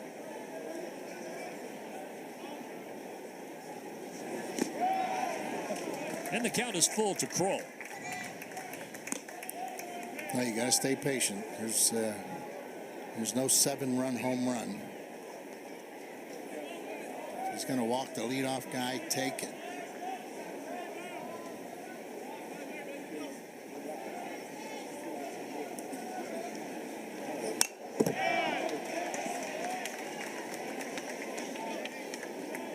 You know, to build an inning, Dave, you got to get people on base now, and then let somebody go deep again.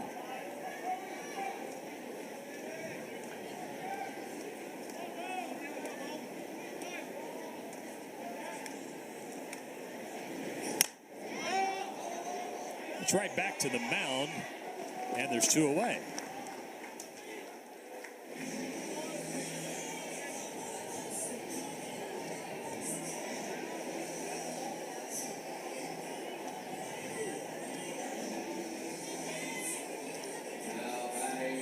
Zach Earhart has an RBI single today. Is grounded out to short.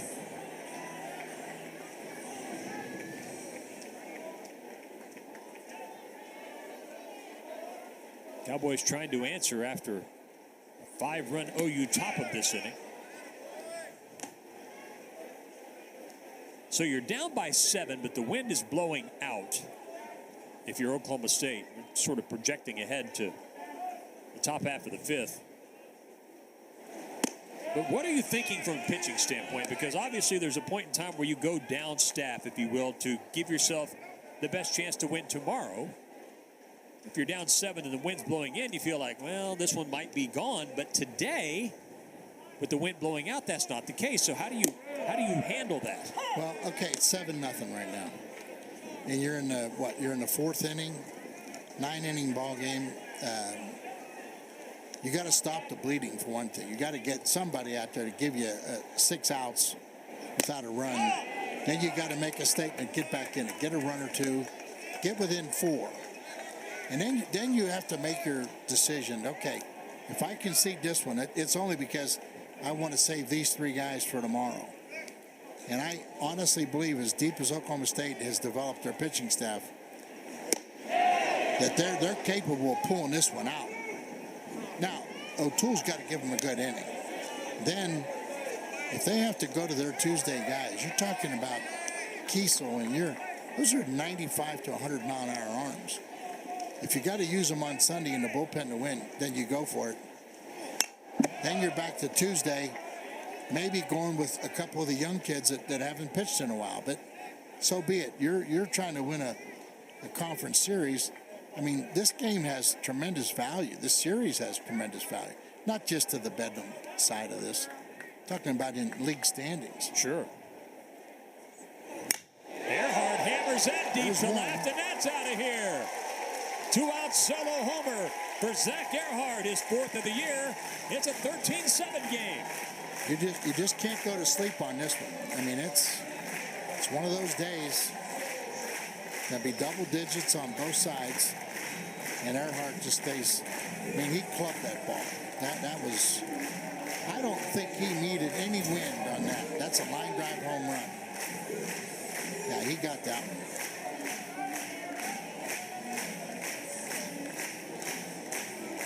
So Earhart now 2 for 3. And over the last 9 games, Tom is up near 600. That's special. That's special. That builds your confidence level up.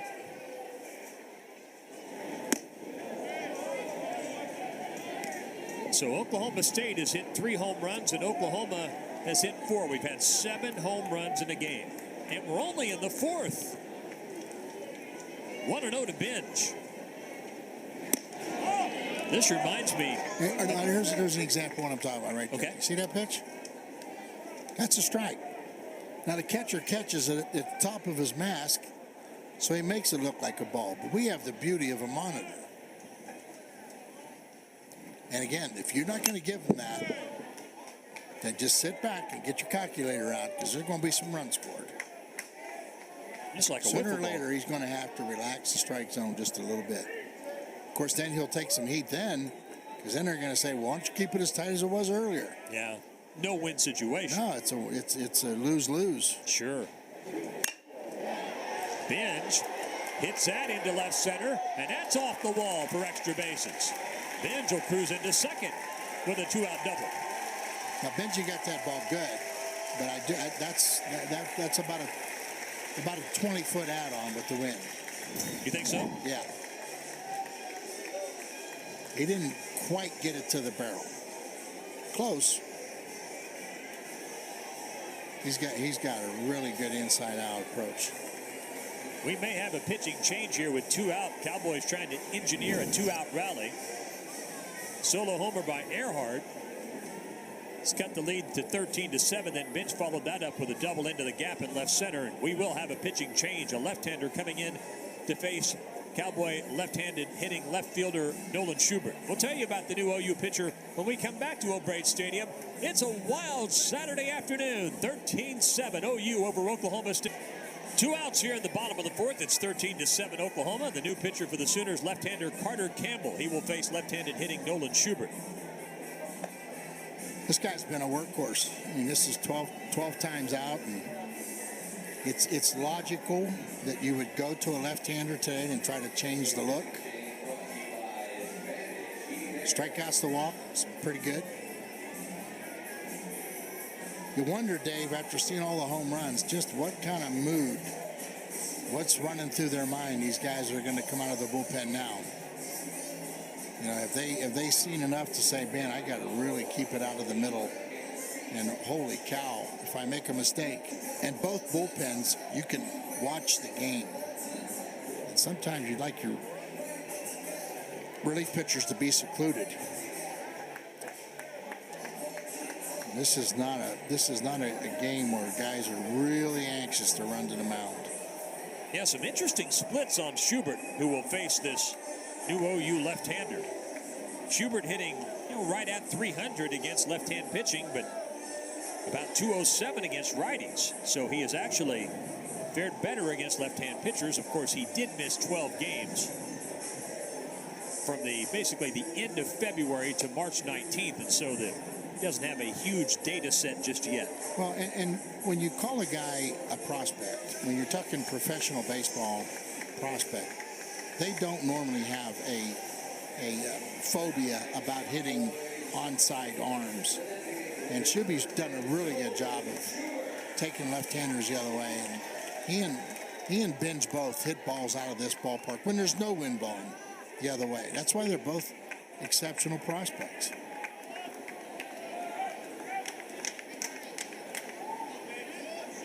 See Binge at second. 0-1 to Schubert. And I'm pretty sure Carter pitched in the midweek game earlier in the season. Actually, his last appearance was last Friday night against Lamar, worked a third of an inning.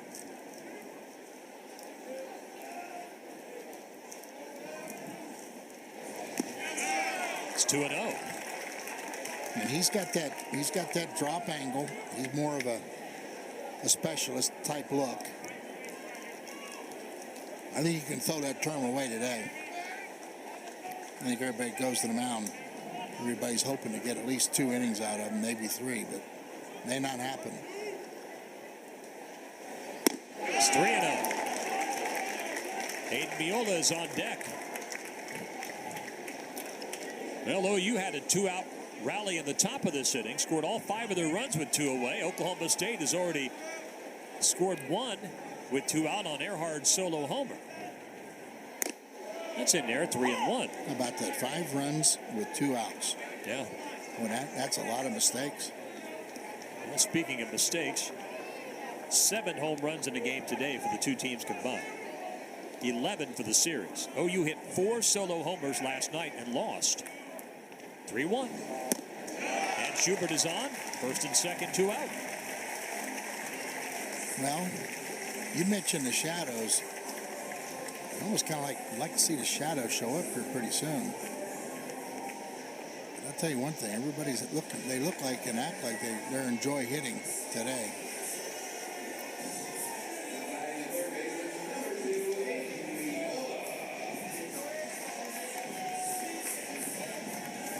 Aiden Miola's 1 for 2. He doubled and scored in the third. Boy, with one swing of the bat, this game could become a lot more interesting. 13-7, Oklahoma leads. We're in the bottom of the fourth. The game is more than 2 hours old, and we're not halfway through it yet.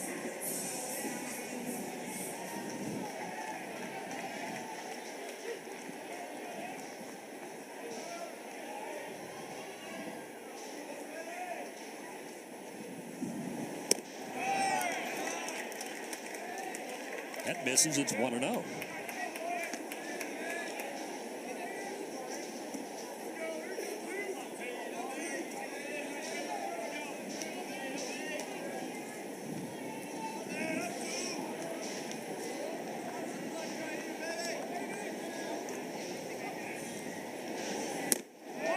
It's 2 balls and no strikes.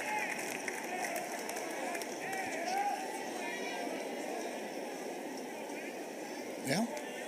Just get the bat in your hand, go to the plate. You're going to get something to hit. That's another borderliner.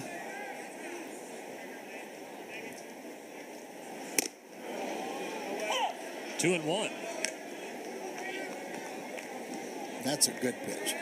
That fastball in on the hands, he couldn't get the barrel out. I wonder if he's going to try to go back in there again. Benj at second, Schubert at first, 2 out. Fouls that away. Wow. It's 2 and 2. Got away with murder there.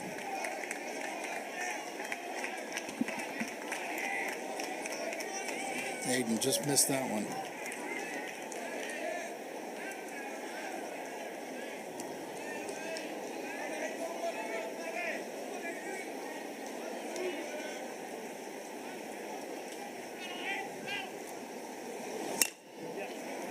That's grounded to short to Willits.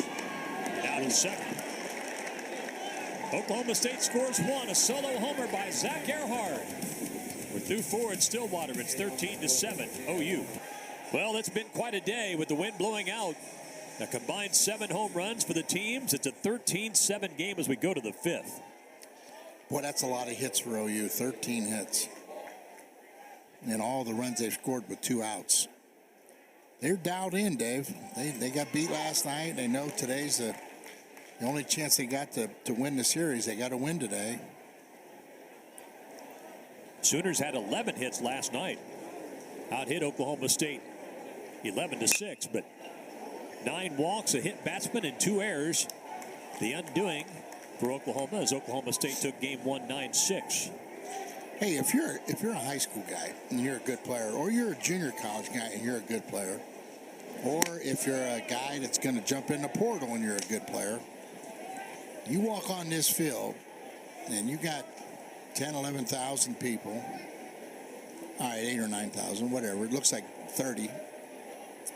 It's fielded this well manicured. Do you not want to hit? Do you not love to hit in this ballpark? I mean, Boyle Toole really quick off the mound, and that saves an infield hit. There's one away as the leadoff man Walk is retired here in the 5th. I think OU came in here and they just kind of like, you never want a team to get comfortable on the road in your park. But I mean, everything is there. This is what you dream of.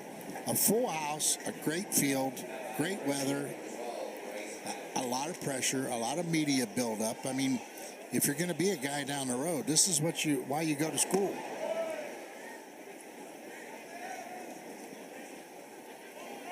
Bryce Madron had a solo homer in the 3rd. Doubled and scored in the 4th. Evan O'Toole out there for Oklahoma State.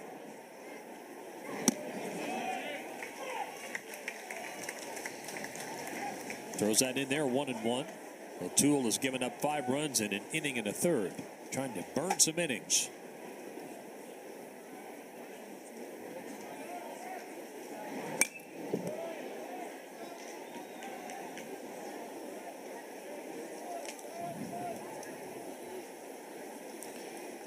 Yeah, right now you start thinking, well, at 13 hits today, 11 last night. Well, maybe they got our signals, but I think that's impossible.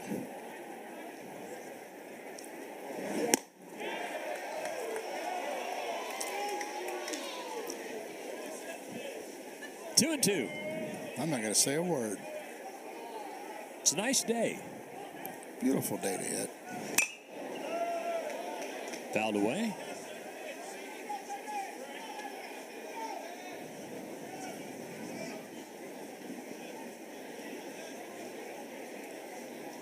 Base is empty, 1 out here in the 5th. You think Ernie Banks would say this is a great day to play 2? Are you kidding? He'd want to play 4. I don't know if we'd have an umpire that would hang around.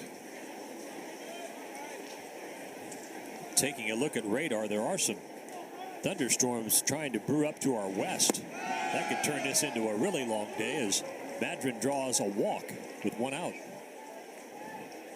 Looks like south and west of Oklahoma City is where the established activity is, but maybe 30 miles west of here, it's trying to crank up. So why not? Did you bring some dinner? Huh? No, but I mean, we could get some. We can order it. Sure. I did not bring a sleeping bag either, so I left the house unprepared. Well, this stadium, I mean, I wouldn't be afraid to sleep in here. I could do that. No animals going to come in here. Yeah, it should be a lot of fun. Think about this.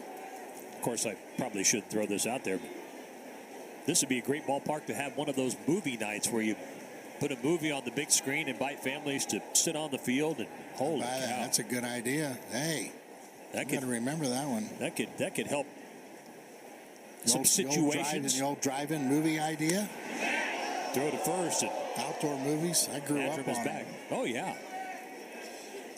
I mean, you could I don't even know if you need a pillow on this grass. You wouldn't need much of one. You just plop down and take a nap.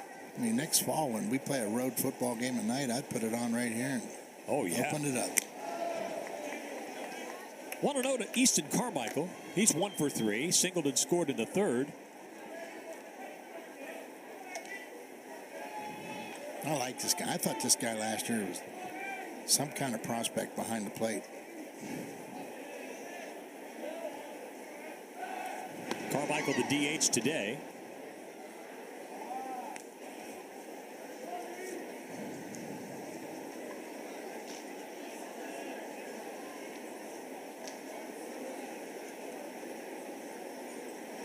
Runner bluffs at first and misses 2-0.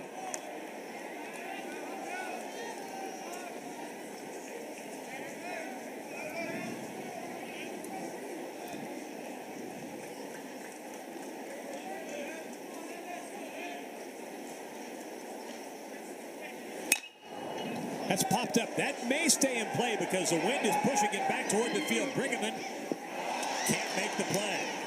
Tom's Bermuda Triangle strikes again. It's an amazing thing, isn't it? Because somebody's going to say, wait a minute, how did he miss that? And when it gets above this stadium roof, look out. It's a 20-foot push. And Brugge comes in on it, and he ran right where he thought it was. And that 20 feet just pushed it away from him.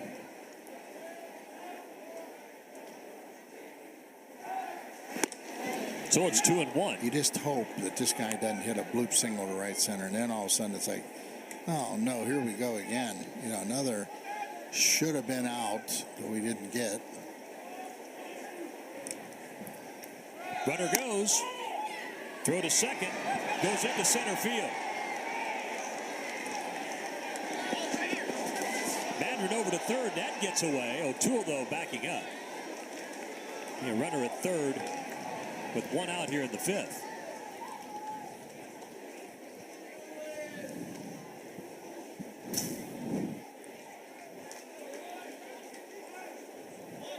Yeah. The exchange was good, but he kind of threw it with a low elbow. And the ball had a big hump, arm side run, ran right away from the second baseman on coverage. So with one out, the infield is up, trying to deny the run at the plate. Madron now at third after the stolen base and a throwing error by Carter. Here's a 2-2 pitch. He struck him out. That's a big strikeout. Actually, a scoreboard was incorrect. It's 2-2. 3-2 is the count.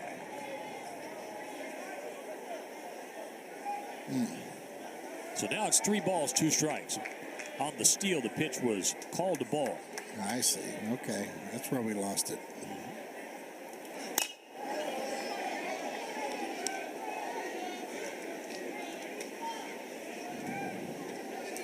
You almost like to see the stolen base again to see, where the pitch was. Kind of obviously fooled the scoreboard, huh? The electronics. Again, the infield up. 3-2 pitch to Carmichael. That misses. First and third with 1 out. The totals at 50 pitches and inside an inning and 1/3. I mean, that's a lot of pitches.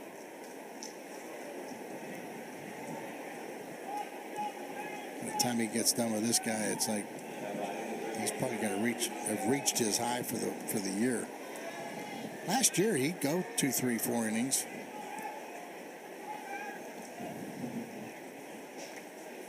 Bullpen's a lot deeper this year. Here's so Anthony. Guys have made more appearances in less innings. Anthony McKenzie's had a day. 3 for 3. Solo homer. Singled and scored in the third. RBI double in the fourth. And McKenzie now 4 for 7 in the series. He had a hit last night. First and third, 1 out. 13-7 OU. That's fouled away. Third base side. But they are relaxed. They are swinging the bats well. There haven't been too many fastballs that they haven't at least fouled off. Yeah, I'm looking, and I'll be honest, Tom, not to change the subject, I'm sort of watching this radar, and I think we will be lucky if we dodge some kind of delay. It's 0-2 to McKenzie. Yeah, I don't think anybody out there on the yard playing would even go there because it looks beautiful out there. Just patchy sky. First and third, 1 out. O'Toole goes to first. Carmichael's back. 3 runs for Oklahoma in the second. Then Oklahoma State scored 4 in the second. Then the Sooners scored 5 in the third. The Cowboys 2 in the third. OU 5 in the fourth. Oklahoma State 1 in the fourth. Swing and a miss. McKenzie strikes out. 2 away.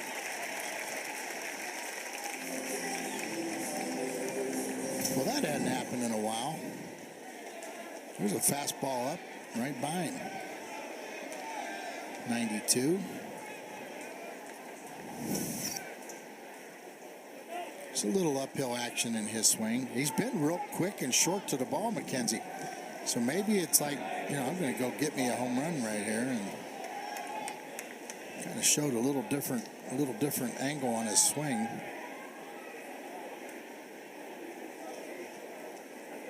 Michael Snyder's also had a big day. Solo homer in the second, singled and scored in the third, was hit by pitch and scored in the fourth. Still first and third, 2 out. Here in the top of the fifth. Top of the fifth, a game that started just past 2 o'clock. We're on about 2 hours and 16 minutes of baseball up to this point, and a lot left.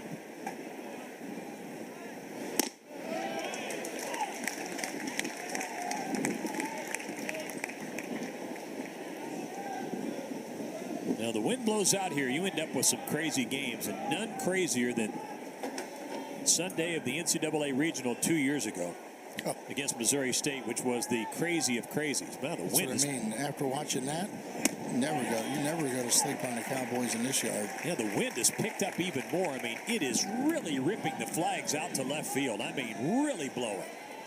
Flagpole in center field's moving.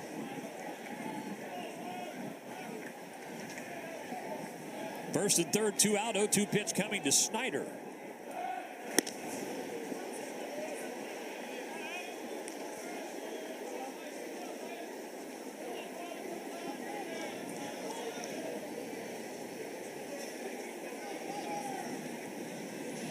Now that Missouri State game, if I remember correctly, I don't have it in front of me. What was it, 12-0 Missouri State? 13-0 in the third, something like that. And it was an elimination game on early Sunday. That game just went berserk.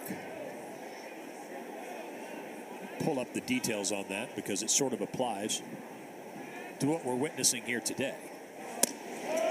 It's 1-2 to Snyder.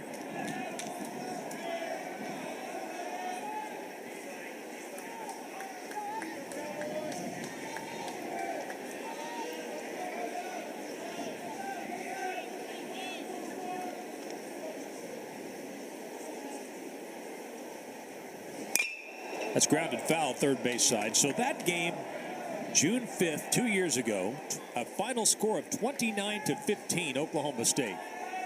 And Missouri State was up 12-0 through 3. Then Oklahoma State scored 6 in the fourth. Missouri State won in the bottom of the fourth. Cowboys scored 4 in the fifth and 7 in the sixth.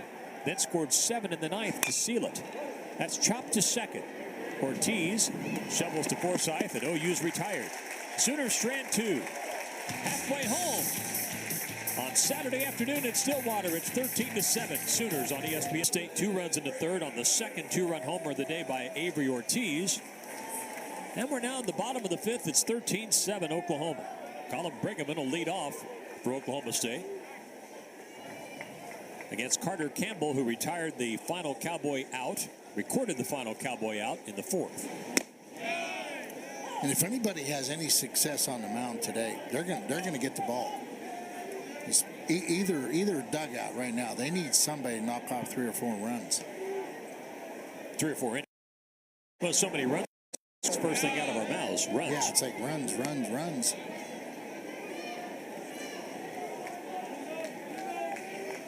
Now, the temptation probably would be stronger for Oklahoma State to fight off using certain arms.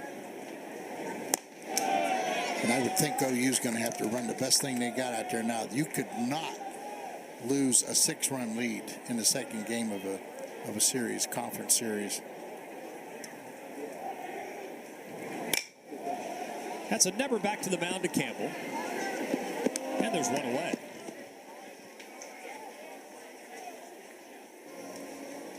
Avery Ortiz has had a big day. 2 2-run homers most recently. A 2-run homer in the third.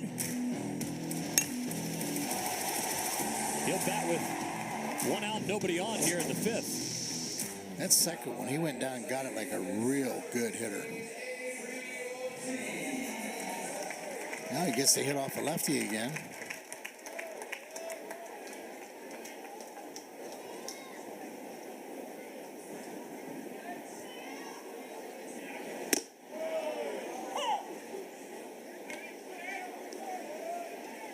It's a 91-mile-an-hour fastball.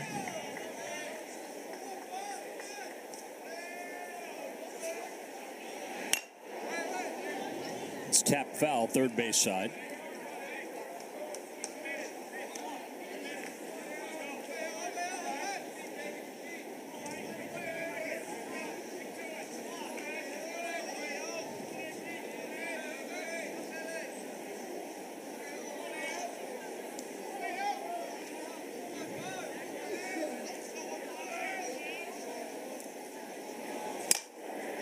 That's a never to the first baseman. Good play by Snyder, 2 away. Yeah, a little different look. Got a left-hander, different angle. Kind of slowing things down a little bit. Pace, you can almost feel the air out of here right now. And probably got to take another long ball to get the crowd back involved. Base is empty, 2 away for Lane Forsythe. Doubled and scored in the second.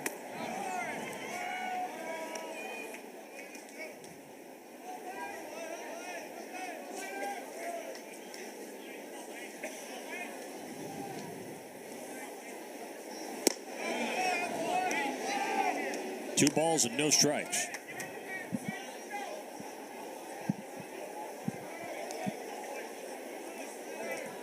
He Lays down a bunt to the left side. He's got a base hit.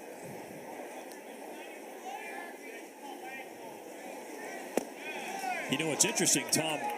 This game was originally scheduled to be played at 6 o'clock tonight. It was moved up to 2 because of what we're seeing to our west, some potential thunderstorm activity. You know, so it was a fairly quick turnaround for the two teams. And if there was any thought of any offensive lull because of that, well, there's been none. Yeah, you normally see it around midpoint of this game. You'd see a little, little worn down look.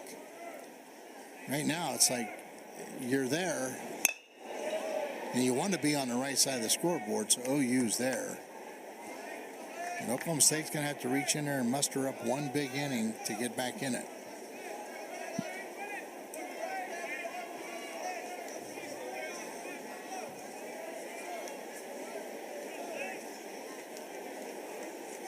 And it would be a disaster to have a rain delay or a bunch of lightning move into the area. Well, interesting situation here with Forsythe with 2 out. Reaching base is pretty important here because the 9-hole hitter Charlie Carter is on deck, and he's had a bit of a struggle offensively. And so as you sort of set the stage for the next inning, this becomes one of those things that doesn't seem very significant that could turn out to be quite significant. But Forsythe shoots that into center. The wind is trying to carry it back. However, Walk camps under it, and the Cowboys are retired here in the 5th. Yeah, you'd like to have got to the 9-hole right there. We're through 5. It's 13-7. The Cowboys is right-hander Ryan Bogus. And again, he came back off of an injury and couldn't wait to get on the bump. Not sure he had enough time to get ready because he got forced into a bunch of innings early on. So numbers aren't real pretty. He's got good command of his breaking ball, and he's gonna run the ball up there at 90.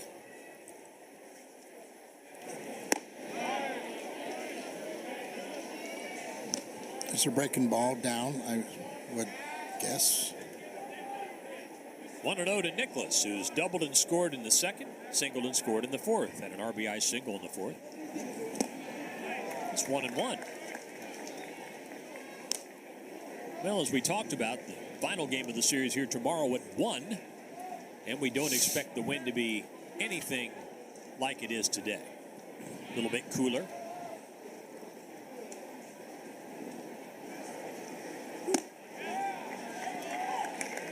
One and two.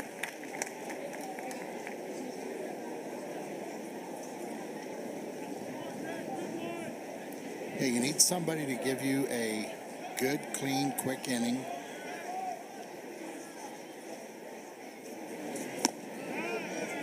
Two and two to Nicholas, who entered the game number 5 in the Big 12 in hitting. He's 2 for 3 today.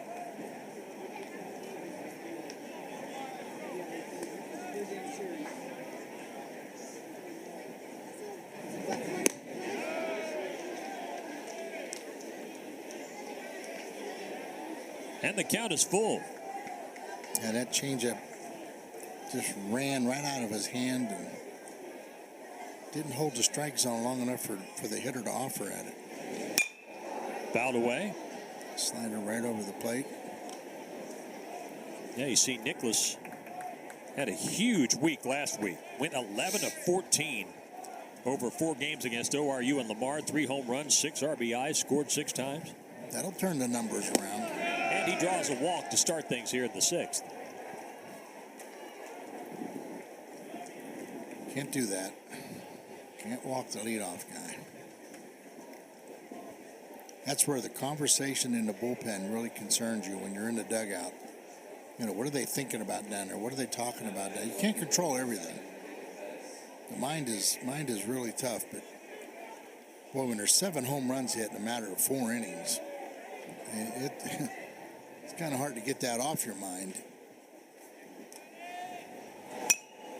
Kendall Pettis fouls that away. Pettis has 2 RBI groundouts to his credit and scored a run in the 4th after he was hit by pitch.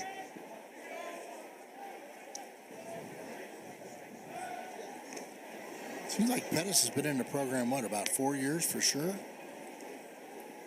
I remember early on it was like a defensive replacement. Yeah, 5th season at OU, as a matter of fact. Yeah, I was just going to say, he's been around a while. You have to admire kids now.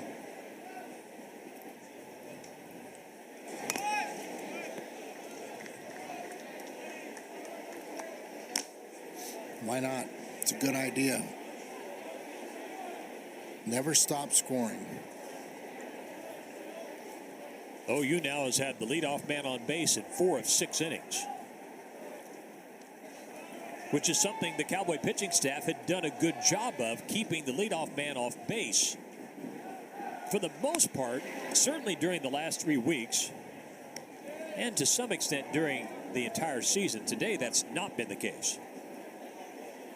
And Oklahoma with 8 2-out RBIs, so they've hurt the Cowboys leading off, and with 2 away, runner goes, and that's fouled off, stays 0-2.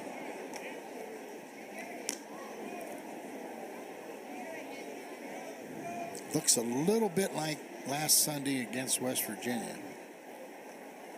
You make a mistake, you end up paying for it. And you chase the scoreboard, you get right back into it, and right at the end you get beaten. It looks ugly, but it's college baseball. Pettis lifts that into left. The play is made by Kroll. There's 1 away.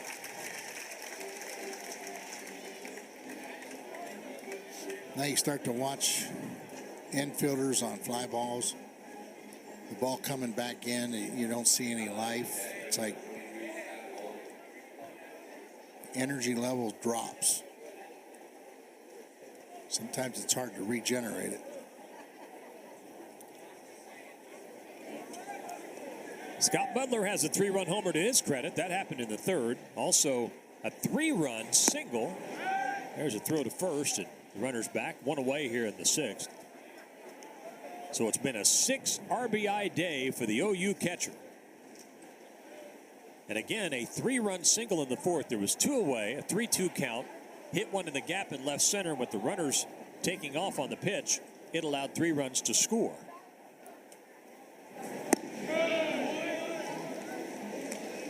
And he's sitting in the 8-hole hitting 275. That tells you why they're looking at about a 310, 315 team batting average. It's a pretty good offensive ball club. By the way, Butler's previous career high in terms of RBIs, 3 against Wright State back in February. He's doubled that today. He has a 2-0 count with Nicholas at first. It's 2-1.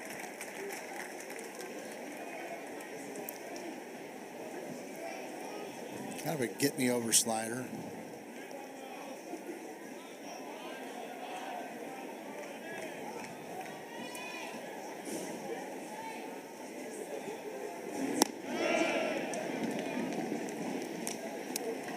That shows you how comfortable they are. Right there, you're up 6. Guy throws you a changeup. Got a little sink in it, but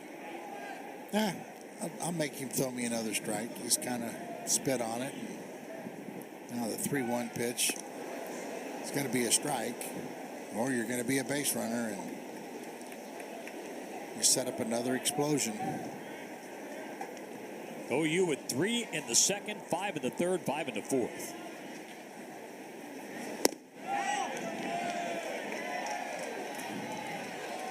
That's a walk. So Butler is on first and second. And just 1 out here in the top of the 6th. For Oklahoma State, that's the 5th walk surrendered by the Cowboy pitchers. Oklahoma has also walked 5.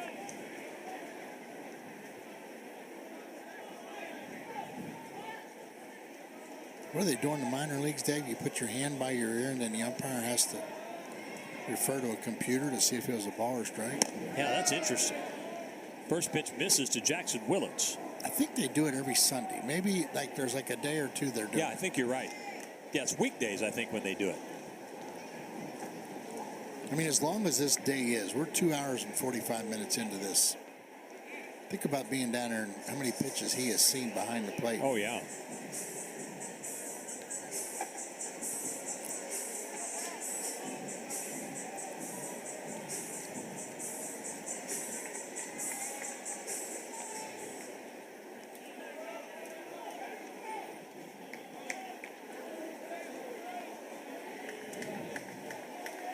First and second, one out.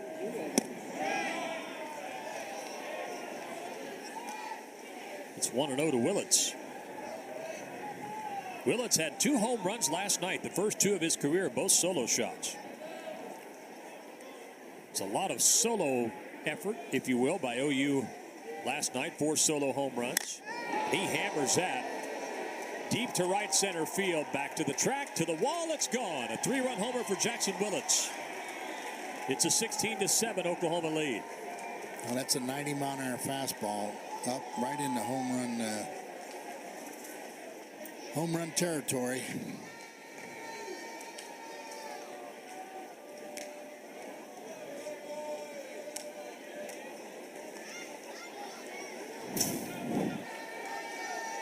So that's the 8th home run of the day.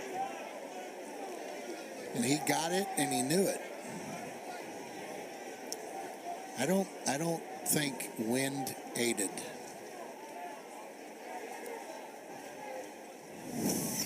So there's one away. It's a 16-7 game.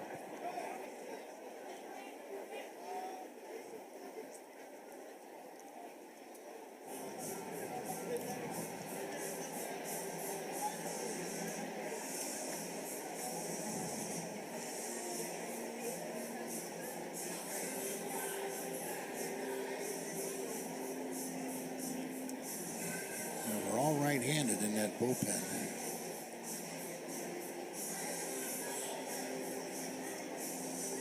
Dominic Reed is the one you can see in the sunlit portion of your screen, warming up in the Cowboy bullpen. Jansen Kiesel is the right-hander in the shaded part of the screen. Now, Kiesel pitched on Tuesday.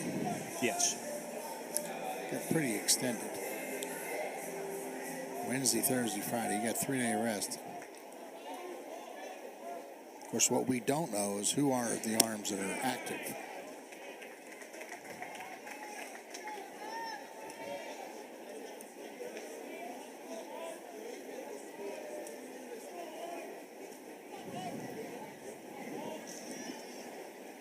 Oh, 0-1 to Jason Walk.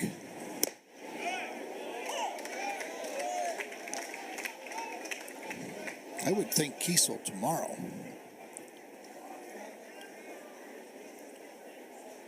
And I don't think that there's a run rule, Dave, is there? No, there's not. It's only on the getaway game. Yeah, not on Saturday. It's 1-2.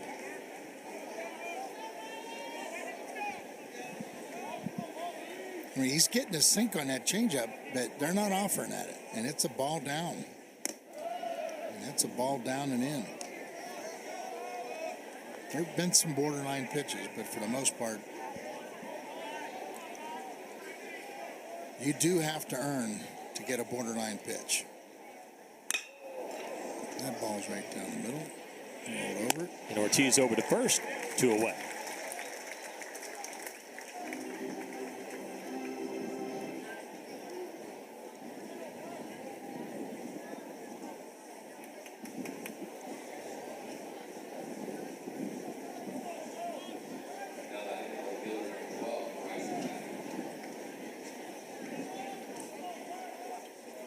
Two away, Bryce Madron will hit with the bases empty.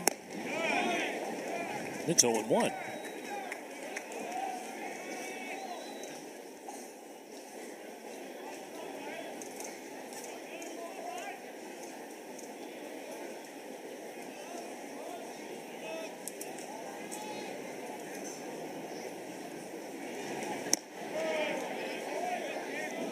So a 3-run 6th here for the Sooners. It's broken this thing wide open. Yeah, that used to be the most dangerous area to throw a slider, down and in.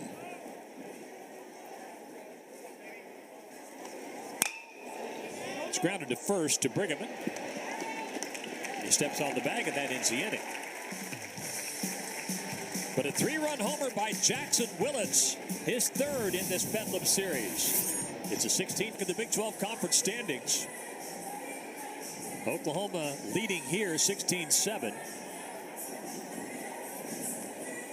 Stay on top of the standings with a win here today. It looks like a 10-team race, doesn't it? Yes, it does. I mean, I don't know that I would feel bad where I'm at anyway, all the way down to Baylor.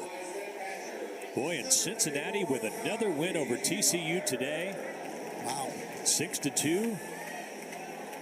There's something going on at TCU. That's way too good of a ball club to be, dumping 2 out of 3. And what were they? 14 or 15-0 to start the year? Ranked number 1 for 3 weeks.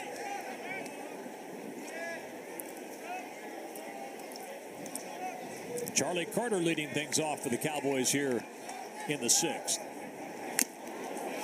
Well, we know they lost one of their arms here. We saw a 97-mile-an-hour fastball blow an elbow. Yeah, they were 13-0 to start the season. Picked to win the league, and it's been a bumpy ride.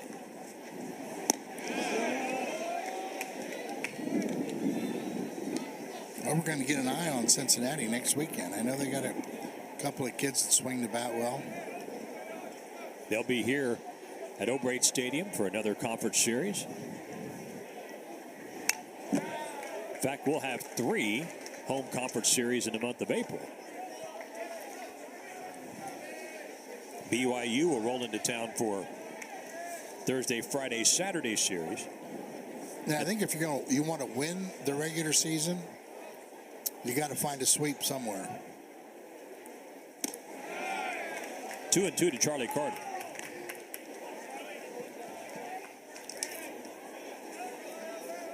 I think after last night, coming into Saturday's game with a guy with a 145 earned run average on the mound, kind of felt like maybe this would be your weekend to sweep. Called strike 3, 1 away. You know, Tom, let's take another look at this strikeout of Charlie Carter. Yep.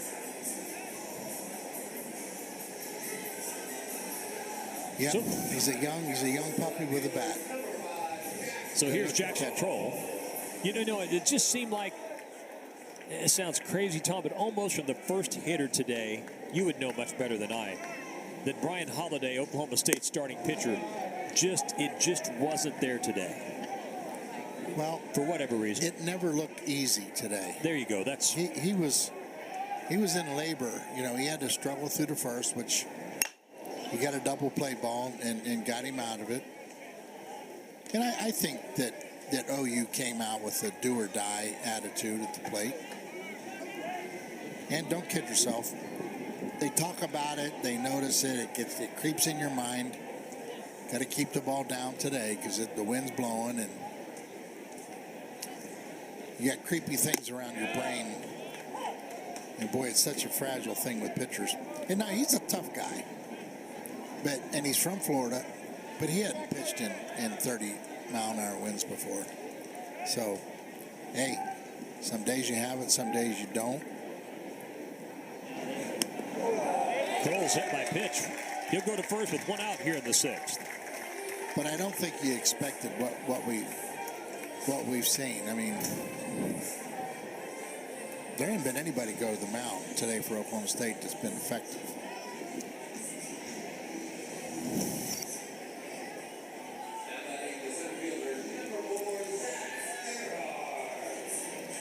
Stupid as it may sound, that might hurt. That hit batsman might give you a shot right here. Get the right guys coming. Zach Earhart, 2 hits, including a home run today. He's the Cowboys' hottest hitter.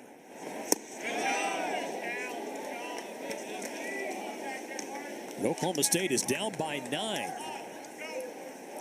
Well, I'd reset my goal now. I would try to force OU into using their closer.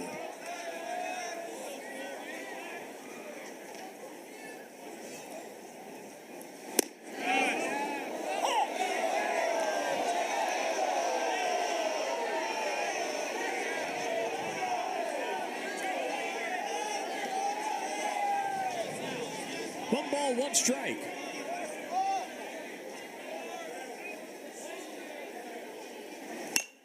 That's fouled away by Earhart.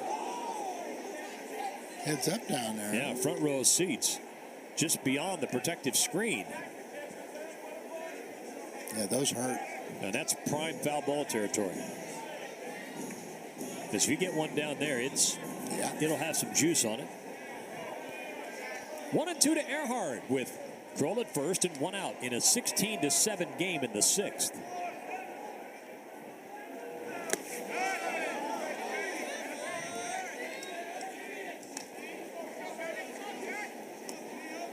Two and two. See if the Cowboys can make this a little more interesting.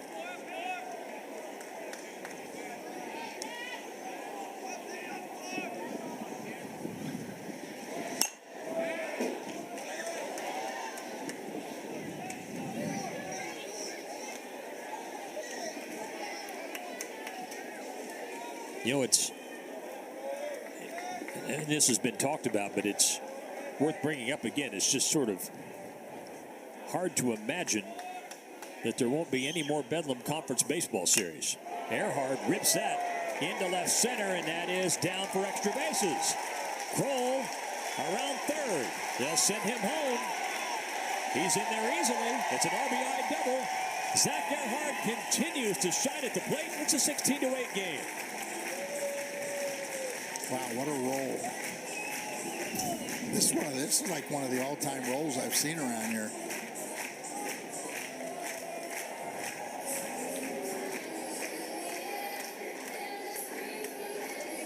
Hit batsman, double to left. Everybody's awake again.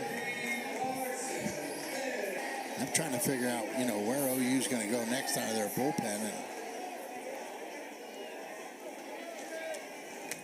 got a guy down there kind of like doing the ball drills. I guess he's next.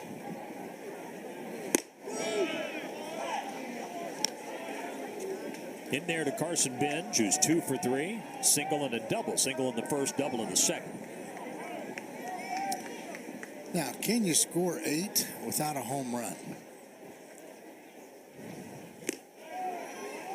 Now, that would be hard. And at what time do you go to your closer? At what time do you say, well, I'm not going to let him get any closer than that? Because with an 8-run cushion and 3 more at bats, I still don't think I'm going to push the button and go to the closer. That last 3 hurt Oklahoma State. That last 3-run digit on that board.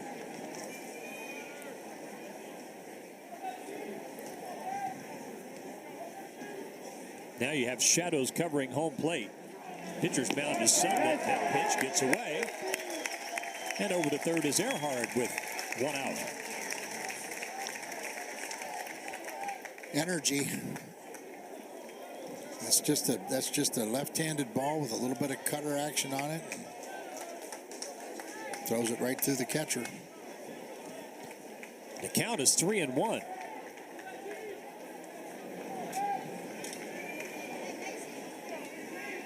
Contact gets you a run.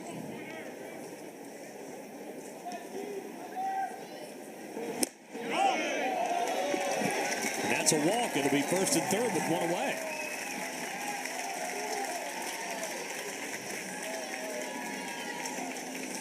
And that pitch has been a ball all day long, so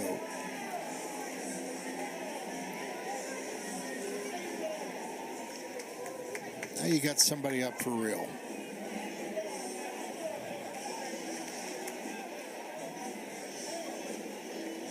So 1 out, first and third. A run home in the inning at 16-8 Oklahoma, but suddenly with Schubert at the plate, one swing could make this far more interesting. How many earned runs today? Only been 2 errors. Well, let's take a look.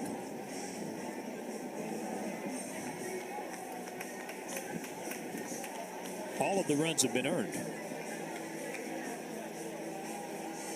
So there's that. Yeah, that's like We sure focused on how good the pitching's been for both clubs, but that's your fault. It's your fault. You're blaming, you put the kiss of death on it. You're blaming me for that? You did it, not me.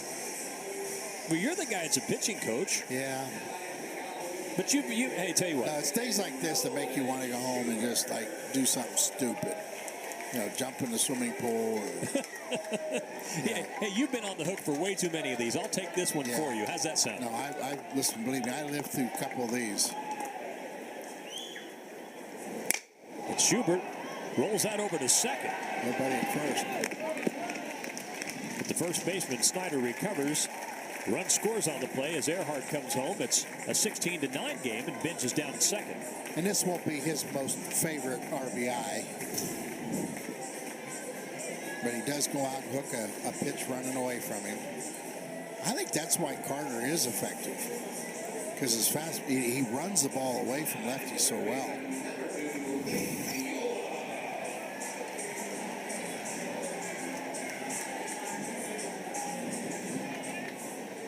Two out, Aiden Miola with Benj at second. Miola has a double in the third to his credit. Scored in that inning as well.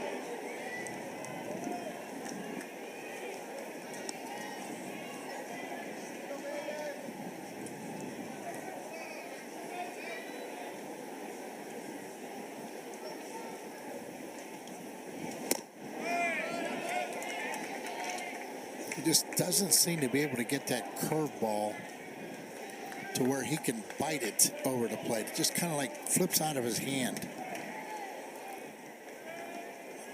Front shoulder flies early. Change up, not very comfortable throwing it right there.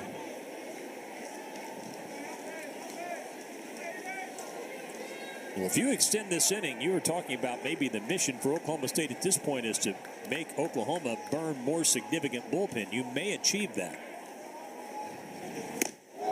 It's 2-2 to Miola. You know, again, it's the game within the game, so to speak, because everything that happens today impacts tomorrow. So even if you rally and you don't win, if you're Oklahoma State, you've put Oklahoma in a far less favorable position from a pitching standpoint entering the final game tomorrow. That's right. That's right. Miola strikes out. That ends the Cowboy sixth inning. Oklahoma State scores 2. We're through 6 in Stillwater. It's 16-9 Sooners. 12 Bedlam series. College baseball does not need to be played in February. They need to play baseball in college in this kind of weather and make money. Turn it into a revenue producer.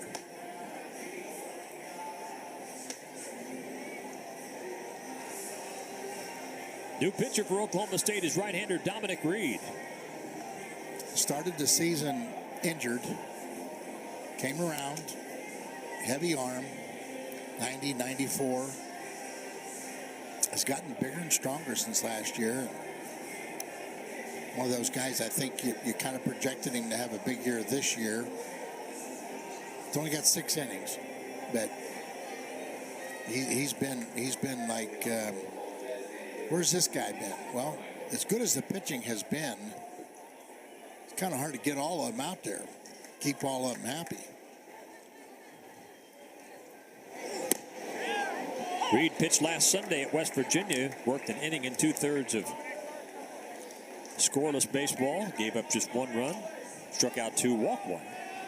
His first fastball, 94, down and away. Facing Easton Carmichael, and it's now 1-1 to him.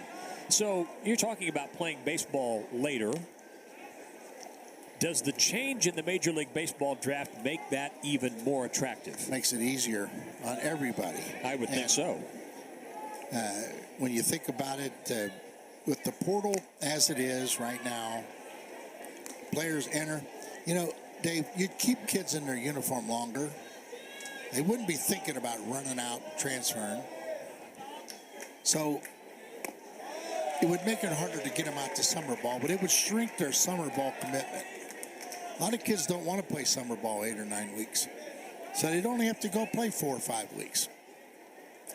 Coaches don't want them out anyway because they don't want them out of their sight. Carmichael strikes out to begin the 7th. They want to keep them to where nobody can get to them. Nobody can approach them. Well, that's true with the portal stuff going on, of course. So just add it all up and sit down at a table and get the powers to be to look at it for, hey, what would be wrong right now to add another revenue producer? I mean, we know basketball and football are the money cows, right? We know those are the guys you got to have making money. Springtime, I mean, just do the math. 16,000, 17,000 the last 2 days. It'll be a big crowd tomorrow, promise you. 2-0 to McKenzie.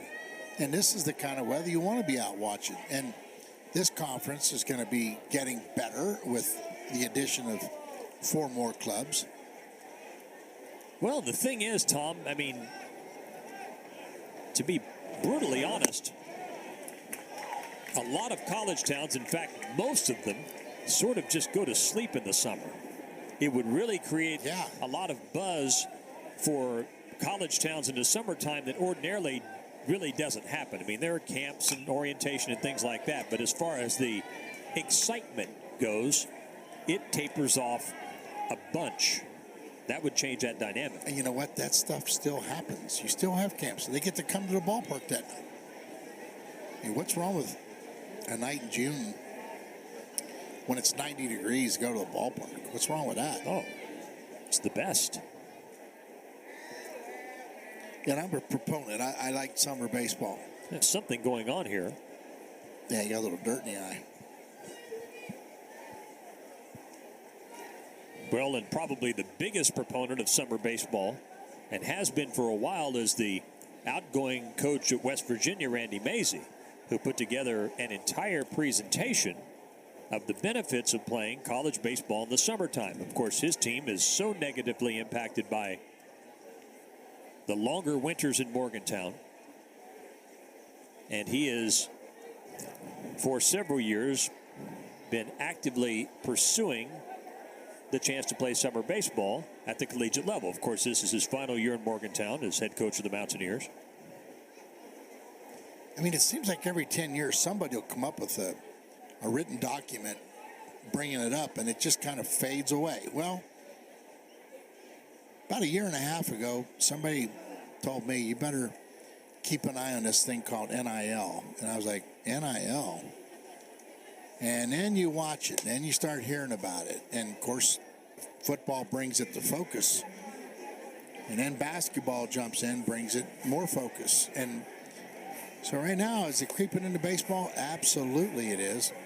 And when you think about the formation of the leagues, I mean, OU and Texas are going to jump into the SEC, which is already a fantastic baseball league. I mean, just imagine the money that you can make in attendance only.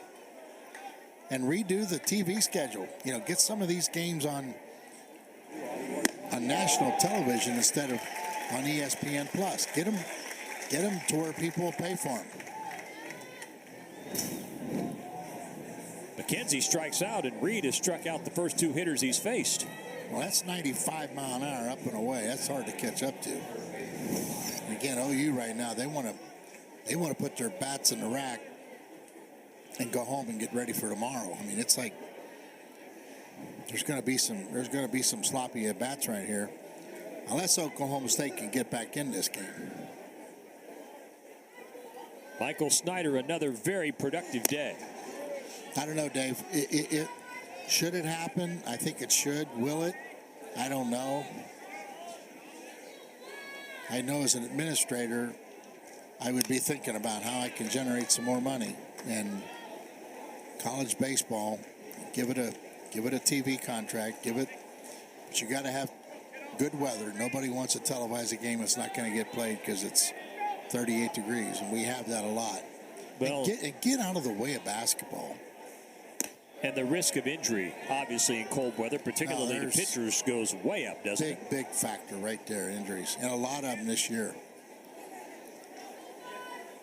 And that goes back to the point we were discussing last night about how in most cases it seems, and I don't have all of the data on this, so I'm making an assumption, just talking to coaches that we run across during the season. You have a second semester on many college campuses post-COVID that starts later than it used to, thus reducing the amount of prep time for the college baseball teams before the season begins. Yeah, and I mean, some of these early season injuries, you almost start thinking like, you know what? Some really brilliant attorney's going to take one of those injuries and take somebody to the courtroom, because what are you going to base that off of? Well, preparation time. Snyder rips that into center. Earhart back to the wall, and it's off the wall for extra bases. Snyder will hold at second, and that's his third hit of the day. A 2-out double here in the seventh. Yeah, and it was a no-doubter.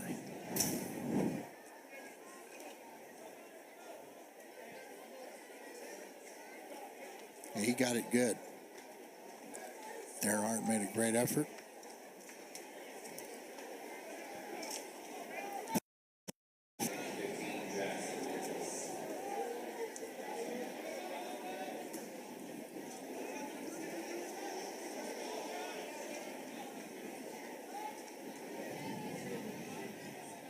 Jackson Nicklaus has scored 3 times. Has an RBI single in the fourth, a double in the second. Tell you what Dom Reed has. He's got an excellent changeup.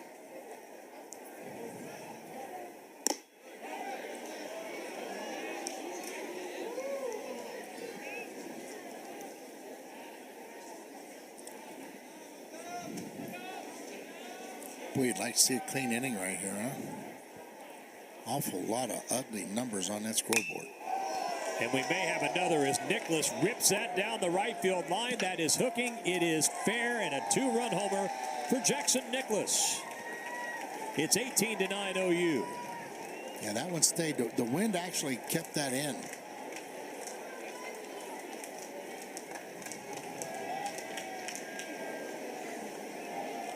Well, I don't know who threw that ball in from up in the bar in the right field corner. Got a heck of an arm. No question.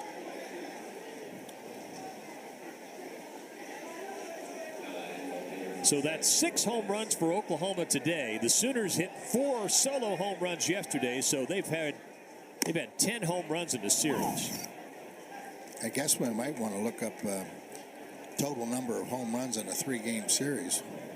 Oklahoma State has hit 3 home runs today, so we've had 9 home runs between the two teams today and 13 total in the series.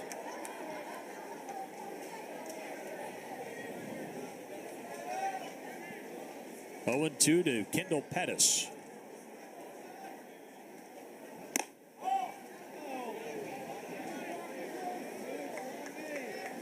Yeah, I remember a series up in Kansas, Dave. I think we might have hit like 10 in one game. Really? I know Pete had 4 of them.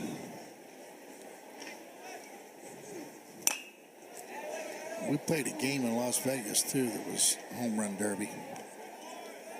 I'll bet the ball was jumping out there. It was breezy.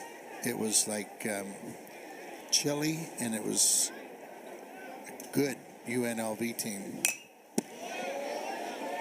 The 6 home runs for Oklahoma, as you would expect, the season best. They hit 4 against Lamar, but lost the game a week ago today, so there's something about Saturdays.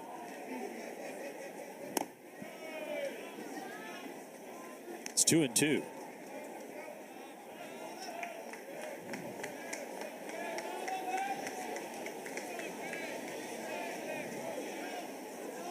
Top of the 7th, 18-9 Oklahoma. It's fouled away. Now, last night, we mentioned Oklahoma had 11 hits. They had a lot of good swings and hit some balls hard that were outs. Yeah, I saw them early in the season. I was wondering where their offense was going to come from, and then, you know, after you see them up close and personal, even 2 weeks ago. That's to Brigham. Boy, he has a problem with it, but he gets to the bag in time to end the inning. But Oklahoma scores 2 more. Another home run. This one, a 2-run homer by Jackson Nicklaus. The thing you were really eyeballing was the international. Yeah, the influx of great players. Then, you know, you tell high school guys the chances of making it to the big leagues, about 3%. Well, that's jumped.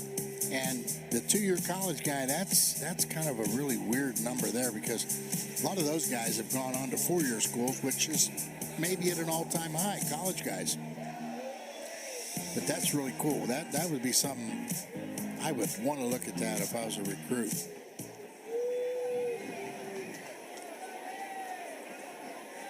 Donovan LaSalle will hit here. Pinch hitter to start the Cowboys' 7th. Fouls that pitch away. Good swing. Carter Campbell back to the mound. He's given up 2 runs in 2 1/3. Hardest thing to do in baseball, pinch hit. The skies have darkened quickly here in Stillwater.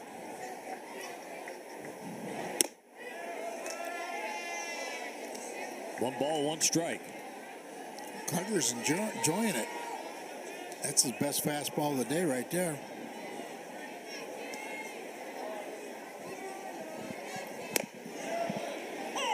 Another good pitch. 1-2. Why not? It's like you got a 9-run lead. Just pound that zone.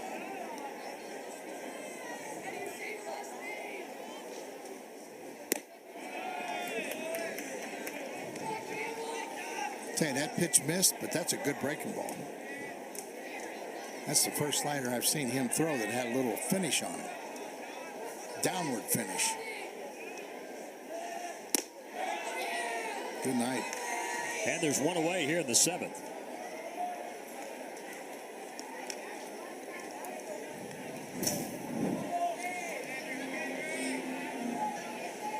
Yep. Ran it right at his hands. Can't get him out.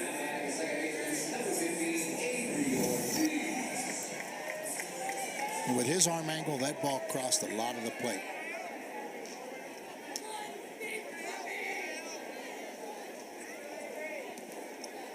Avery Ortiz has a pair of 2-run homers today. Hit another one, kid.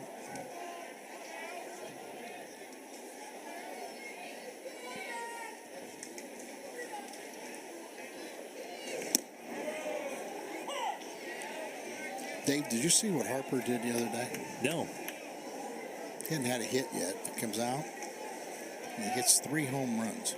Wow.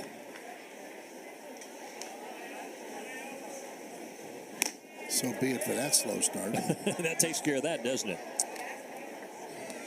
Well, as we talked about, Ortiz was in a rough spot, a rough patch. Was in an 0 for 17 slump before he had a 2-run single last night in the 7th, and today 2 2-run homers. He chops that to third. Low throw, but dug out of the dirt nicely by the first baseman Snyder, and it's 2 outs here in the 7th. Yeah, Snyder made a nice play on that. I like the way he got down low, put the glove on the ground, and scooped it. That's good technique.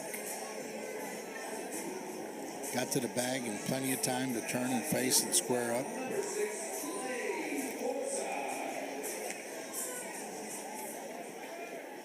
Two out, Lane Forsythe with the bases empty at the plate. We were talking earlier about when and where do you stay away from what pitchers. Oklahoma State has to stay away from anything that's going to give them a chance to win tomorrow.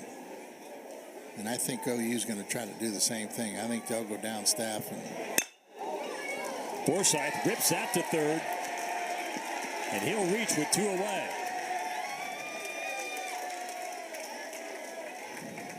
That was a tough play for McKenzie, the third baseman. Well, he unloaded on it, but it was hit right at him. And I'm not going to say a bad hop. There's not a bad hop on this grass. That ball just ate him up.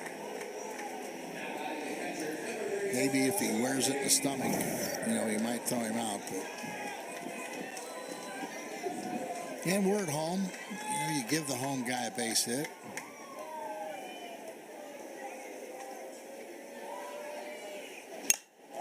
Charlie Carter pops that up. The wind will try to keep that in play, and it's coming back into the field of play, and Snyder makes a grab to end the Cowboys' 7th. We're through 7 here in Stillwater.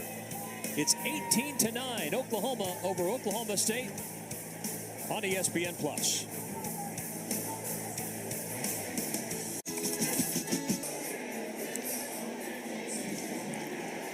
Top of the 8th here in Stillwater on a day when the wind is blowing out at 40 to 45 miles per hour. It's been a slugfest. 18-9, OU on top. Yeah, we've given the wind a lot of credit for the home runs, but I'm going back through it in my mind. Maybe one or two, but they were all hit well. I mean, maybe a little extra boost, but they were all hit well. So really intimidating effort on the mound. I don't think either staff went out there today with an approach. It was almost like, well, the wind beat them both. 9 home runs in the game for the two teams combined. Oklahoma has 10 two-out RBIs, and we have a new pitcher. It's left-hander Brendan Phillips. Well, with all the home runs that OU's hit in the last 2 nights, I think a left-hander is going to play in this series. And Phillips comes out, and he's been, I don't know, he hadn't pitched in a while. That's 8 innings. Those came early. Yeah, he hasn't pitched since March 26th at Wichita State. Yeah. First pitch in there to Scott Butler, who has 6 RBIs on the day. A 3-run homer, 3-run single, career high, and runs driven in. Also walked and scored in the 6th. Phillips has enough arm. He could be a big factor. He could be one of the links that you need to have. And fastball's honest. You know, it's 88 to 90. But his breaking ball's good.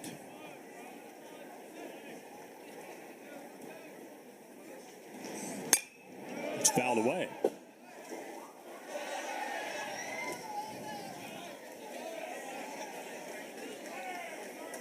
If he can come back and change planes with that breaking ball, he'll strike him out. Because all he did right there is fight it off.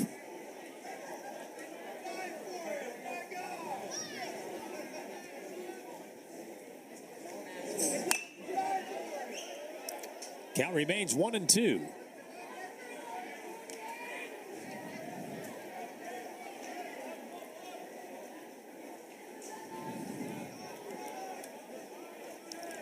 OU with 3 in the second, 5 in the third, 5 in the fourth, 3 in the sixth, 2 in the seventh.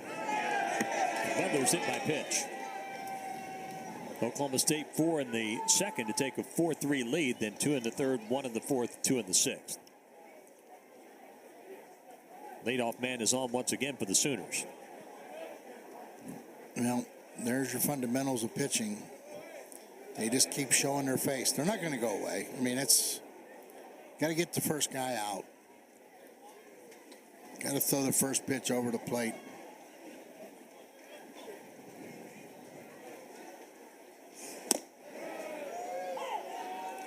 Oh, 1 to Jackson Willits.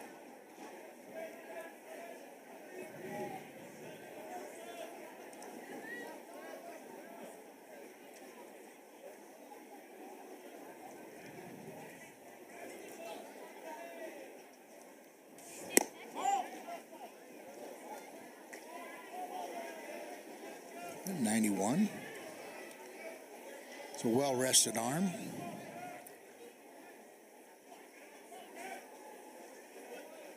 Willits with a 3-run homer, his last at bat in the sixth. He's hit 3 home runs in the series. First homers of the year. Kept in front by Carter. You're not stealing bases right now, Dave, but you still are moving on balls in the dirt.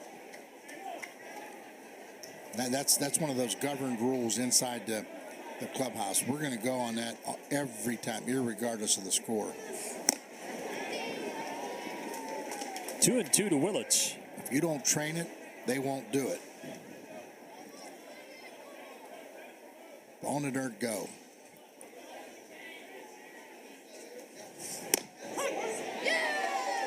Called strike 3, 1 away.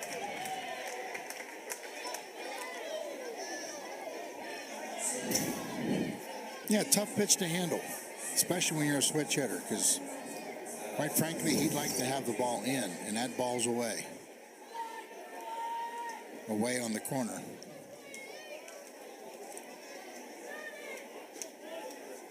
Jason Walk with a hit today, 1 for 5.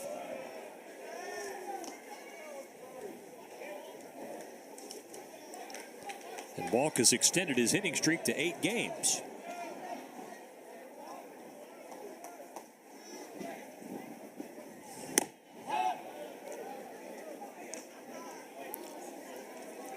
Now you got a left-hander using a slide step. In other words, he's quickened himself to the plate so they don't run. They shouldn't be stealing. So he should load a little bit more instead of rushing to the plate. Okay, did that time. That could be 2. Out at second. And out at first. And that ends the top of the 8th. Good for him. Good inning. Headed to the bottom of the 8th. It's 18-9. Texas won last night. BYU won the series opener in Austin on Thursday. And BYU's got a closer. He's not bad. Keep an eye on that one. 18-9 our score here. Oklahoma with the lead as we go to the bottom of the 8th. So we need a touchdown and a field goal. Yes. To win. You know, and Carter Campbell's work is significant. He's worked 3 1/3, given up only 2 runs, and that was in the 6th. Pitch count up to 64.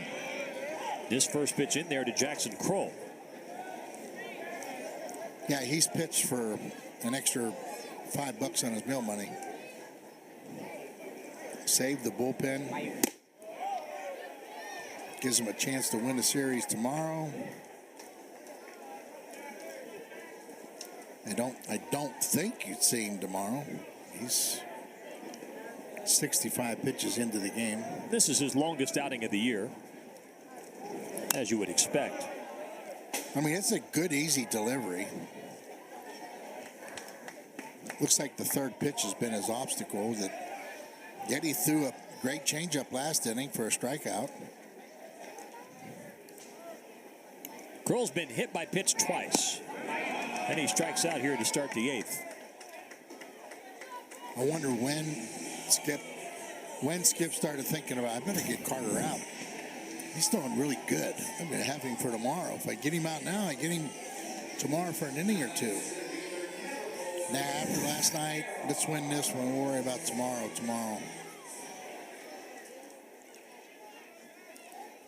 It's been another good day for Zach Earhart, 3 for 4.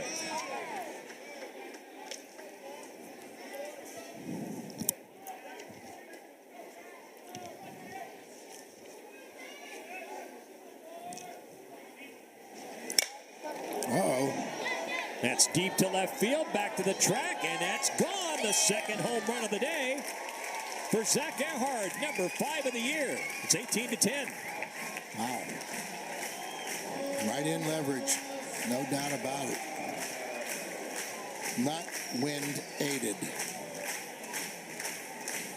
NWA. No brainer. Attaboy, Zach.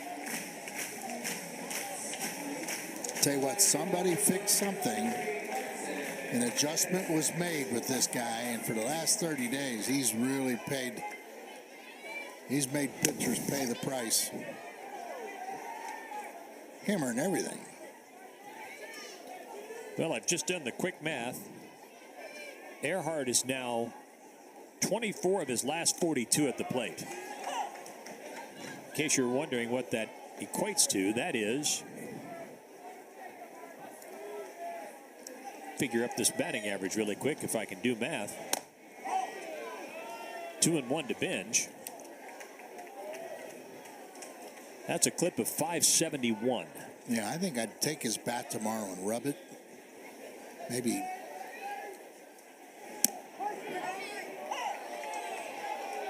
I wonder if he's wearing the same socks.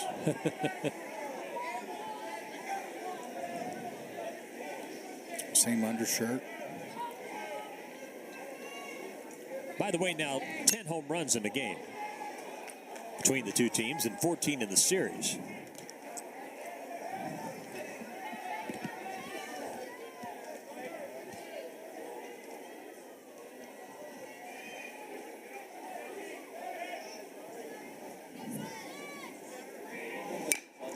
It's fouled away. My phone just buzzed. Says moderate rain starting in 20 minutes. So take that for what it's worth. I have no idea if my phone is accurate or not. Probably should care, I guess. 2-2. Fouled away. One away here in the eighth. It's 18-10 Oklahoma. Hey, you've been dialed into the weather for 2 hours.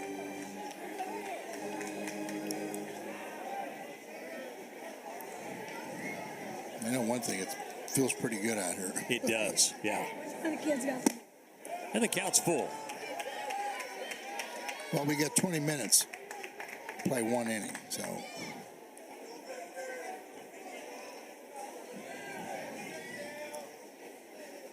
We got to tell the home plate umpire and get that zone big. Just dropped to third. And Benj is safe at first, as McKenzie could not handle it. Probably be the second error on Oklahoma today. We'll see how it's scored. Yep, that's a routine play, and I would be a little bit concerned if that keeps showing its face. Skip did mention something about trying to tighten up the defense a little bit, going down the stretch.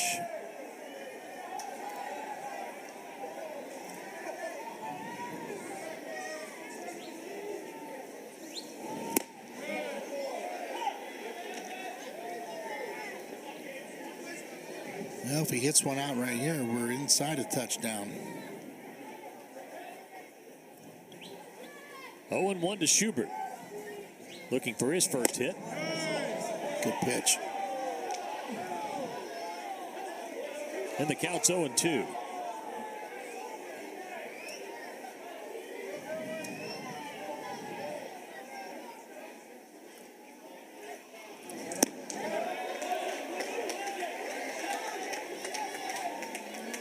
Well, he's moved his eyes away. He can come back in with something right here. He might get Shuby out.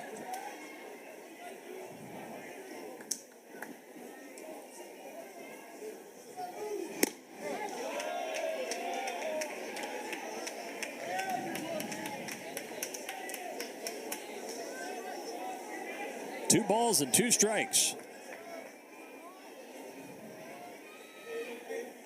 A run home in the inning, another home run by Earhart. And the count is full.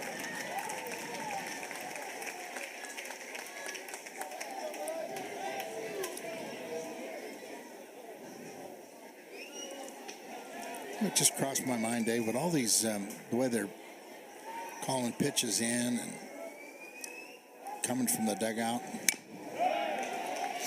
Think they'll ever eliminate trips to the mound and just talk to the pitchers from the dugout? Just sit there and you can say what you want to say to them, I guess, right? I mean, it's showing up either on their hand or in their ear. I guess you could. Just sit there, those strikes. Here's a full count delivery. Schubert strikes out for the third time, 2 away. And I think it's an accident. I think he was trying to go away and stay away, and he came back and ran up.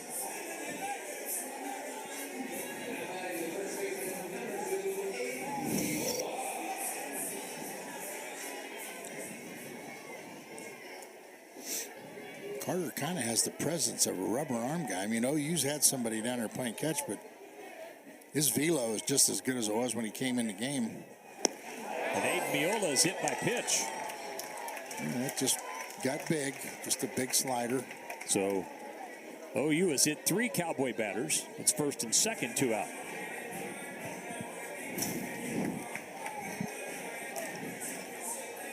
See the run on run out of his hand. It just ran right at him. And you can't dodge it. It's running pretty good. Kind of tells you might want to move over on a rubber a little bit. So here's Colin Ritchie, who entered the game at third base. Top of the eighth as Meola moved over to first. His first at bat of the day.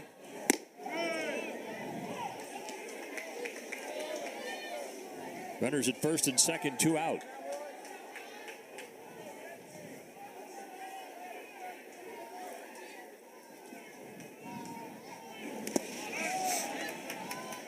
You get Ritchie in at bat, get him ready for tomorrow.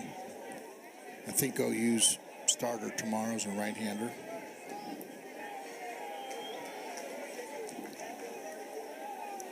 Got to use your bench. You got to keep them involved. You got to keep them interested.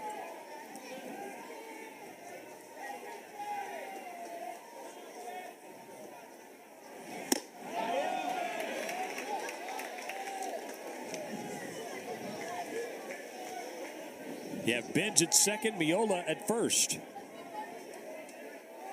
A 2 out here in the 8th inning. 18-10 Oklahoma. It's 3-1.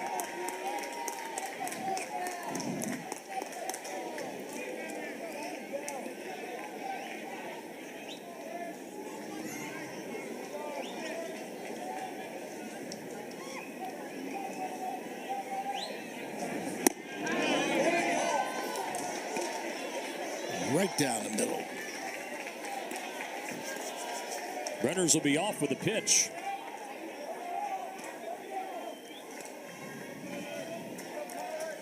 This is where Carter's been effective against lefties right here. 3-2. They're aggressive, and he's been just all around the zone, gets them out. And he misses. The bases are loaded with 2 away. Pretty good run on it. But it did run out of the zone.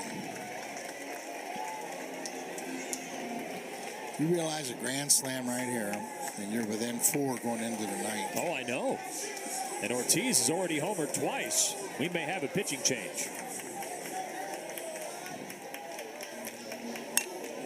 And Ortiz, as we mentioned, 2 home runs in the game. 2-run homer in the second, and a 2-run homer in the third.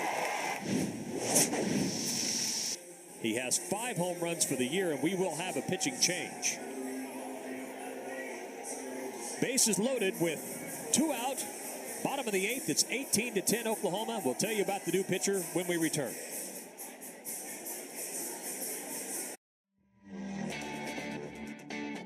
With features you won't find on Honda CR-V, Nissan Rogue, or Toyota RAV4, the Hyundai Tucson puts the other guys in the... Oklahoma leads Oklahoma State, but the bases are loaded with 2 out in the 8th, the bottom of the 8th, that is, and the new pitcher for Oklahoma is right-hander Reed Hensley. Good numbers. You know, that's impressive. I kind of felt like they were trying to stay away from their good side of their bullpen to have some guys for tomorrow, but you know, if Oklahoma State got Hensley into this game and you don't see him tomorrow, then it's a positive from the 18-10, which that could change on one swing right here, but at least you're getting to see Hensley today. 8 innings on the year. Last worked Tuesday at Wichita State. Worked a third of an inning, walked a man, gave up a hit, but no runs. Oklahoma won that game 11-2. He'll face Avery Ortiz, who, as we've talked about, has 2 two-run homers on the day. I'd like to know what he wrote right there. I don't mind, you know, the guy puts down, he'll kind of like make a little cross or something, but kind of write the message right there. And the wind is still blowing the field and really blowing hard. Yeah, still friendly. Ortiz lifts that into right, the wind pushing it back into fair ground, and Nicholas makes a play, and that ends the Cowboy 8th. Going to the 9th 19th in Stillwater. Oklahoma with an 18-10 lead over Oklahoma State on ESPN+.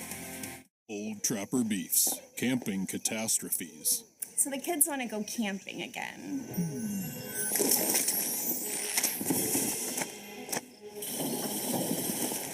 Well,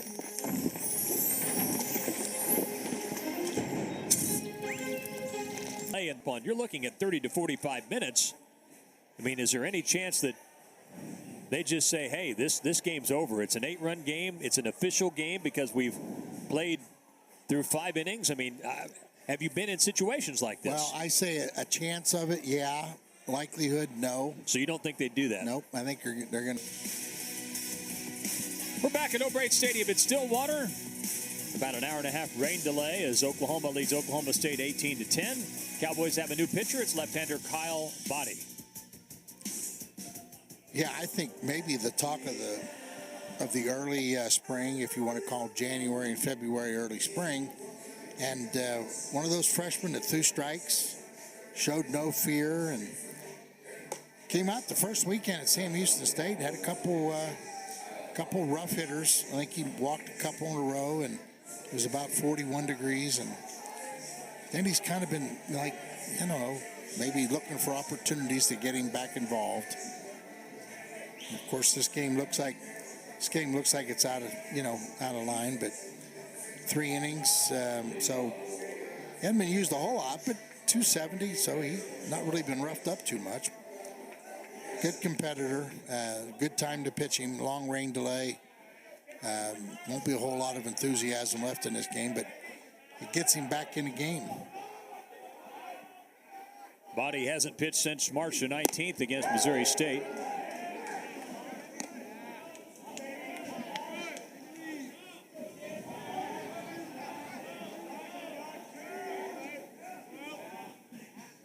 Bryce Madron leading off. A big day today, huh? He has. Day and night. He had a good day, good afternoon. Now he's having a pretty good evening.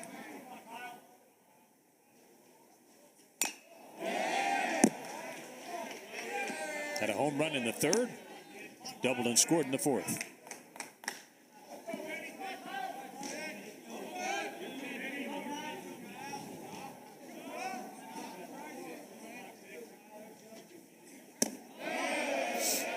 Been a long day for these kids, both sides. You kind of hope the guys that have played all day nobody pulls a hamstring after a delay like that. Does that concern you? Yeah, it would me. I mean, down 8. I'd put guys out there and take some of the regulars out. I'd get them off the yard.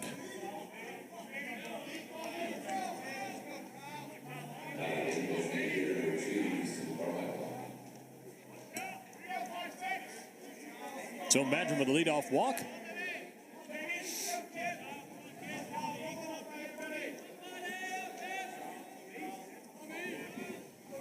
Easton Carmichael, 1 for 4 today.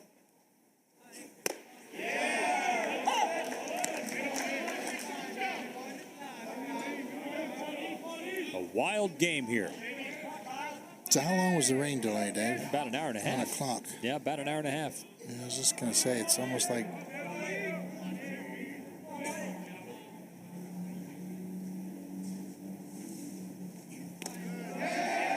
Pitch gets away. Madron down to second. Wind is still blowing out to left, although not at nearly the velocity it was earlier. 9 home runs hit in the game today. Now it's beautiful.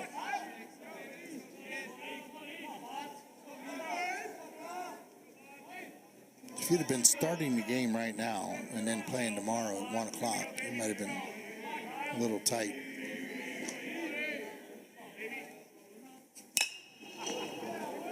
It's down the right field line, headed toward the corner. And the catch made by Binge, 1 away. Over to third goes Madron. Now the game was moved up until 2 o'clock or 2 o'clock because of the threat of exactly what happened. And, any game with any type of pace would have been over before the delay occurred. And obviously we were closing in on 4 hours of baseball before the delay came. So, a 3.5-hour game even. Game's over at 5:35 before any rain or lightning can come. Well, if we'd have got a bucket load of water out of the rain, I think the umpires would have had the right to say, nope, we're done. But it didn't hardly rain. No, it really didn't. I think I was checking maybe a tenth of an inch, maybe 2/10, not much. Yeah. And they got the tarp down in time. But the lightning thing gave them plenty of time to get it covered. And Anthony McKenzie's homered today, solo homer in the third. Has 2 hits on the day. That pitch gets away.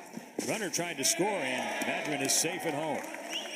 So the wild pitch gives OU its 19th run of the day. 19-10 with 1 out in the ninth. 2 pitches, almost identical spot, the identical results.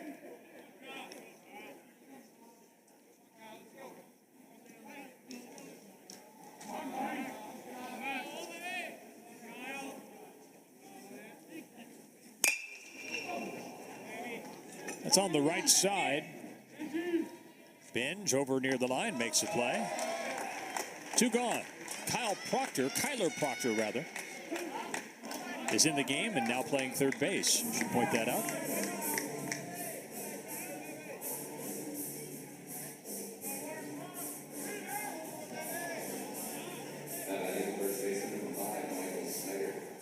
Well, they just scored a run without a hit, no? That doesn't really fit the day. No, I know. As many home runs and hard hit balls, and I guess it's a walk and a wild pitch and a sac fly and a wild pitch. That's a unique run. Michael Snyder's 3 for 4. Solo homer in the second. He scored 4 times.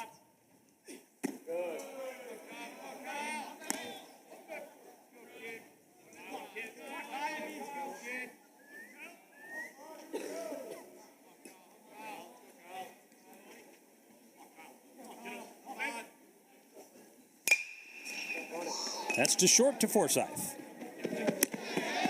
And the inning is complete.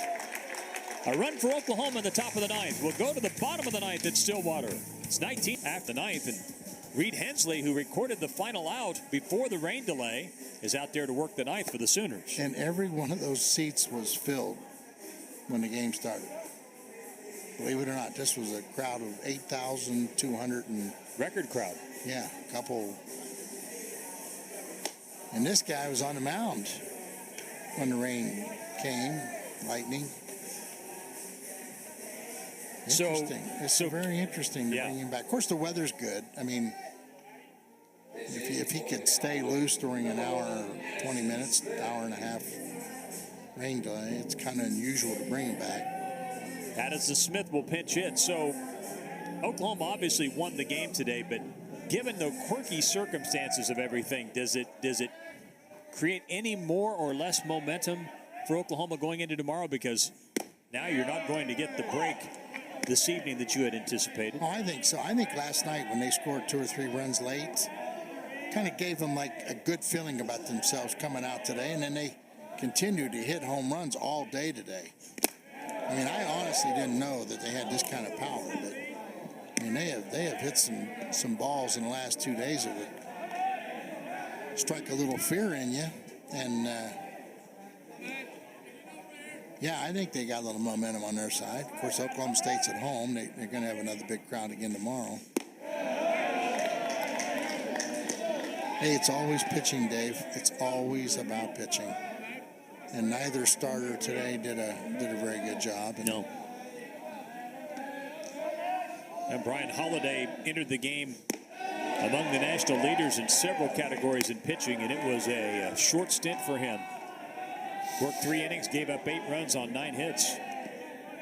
And as we talked about at the time, seemed to be working behind in the count far more often than normal. That's a leadoff walk for Addison Smith. And most of Brian's work was with the curveball, and he threw a lot of fastballs today. Kind of lost control of the count. Gave hitters a chance to hit him. And of course, when we started this thing, those flags were dead stiff, and it was a hitter's ballpark today. Oh, you took advantage of it. Now you got to have that short memory, you know. Try to get him back on the mound as quick as you can. We'll have the series finale for you tomorrow at 1. Max Knight is pinch hitting now.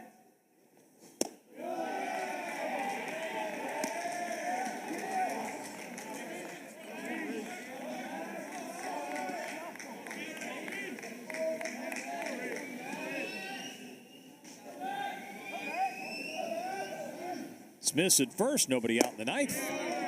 That's in there, it's 1-1. For Knight, just his third at bat of the season. 5th appearance.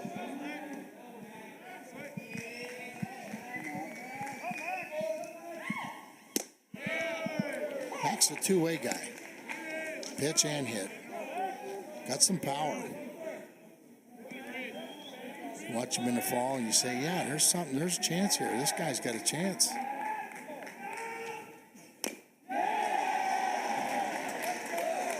You hit that one out of the catcher's mitt.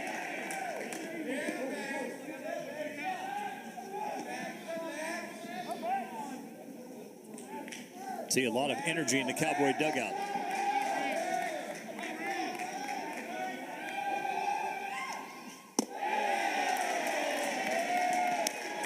Yeah, they like this. I mean, they like kids that don't get a chance very often.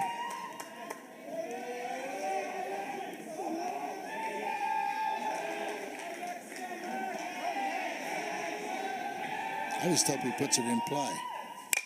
There you go. That's a base hit, right field. Smith will hold at second. First and second, nobody out in the ninth. So Max Knight with his first hit. Do you have any idea what that signal was back to the dugout when he got at first base? I'm just trying to figure out what their little things mean. Let's see if he shows you here. No, we didn't get it. Darn it. I think he was shooting a bow and arrow. Jackson Kroll looking for his first hit of the day. You know, I guess if one other thing could happen, I mean, by some chance you got a rally going, maybe you make Oklahoma use another pitcher. I mean, 9-run lead, it would take a lot to get that done. I think it'll take 5. You score 5, you may create that situation. Pettis records the first out as Kroll pops out to left field. Pettis covers a lot of ground in the outfield. I'll tell you that. Their outfielders can cover a big field. So Kyler Proctor will get his first at bat of the day. It'll be just his 7th at bat of the season.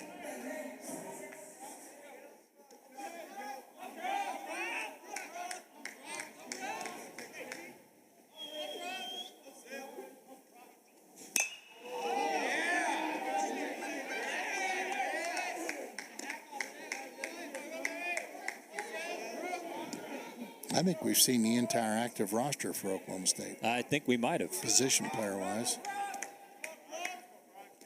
First and second, one out. Doherty hadn't got an at-bat yet today. Well, that's true.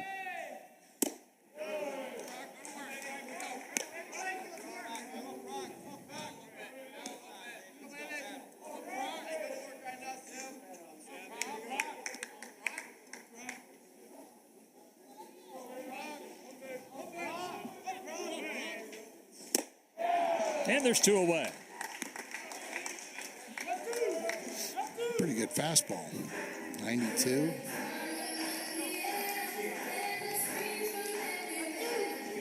So first and second, 2 out. Carson Benz, the last hope for the Cowboys, trailing by 9.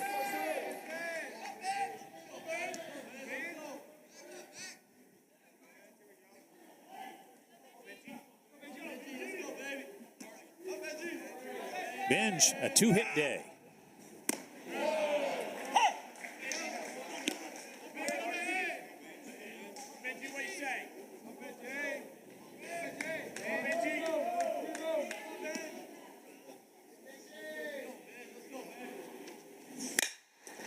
That's chopped to second. Out at first, and Oklahoma claims game 2, 19-10. Yeah, pretty quiet. Kind of a weird atmosphere to an end of a ball game, and consider the fact you had 8,000 people here about 2 hours ago.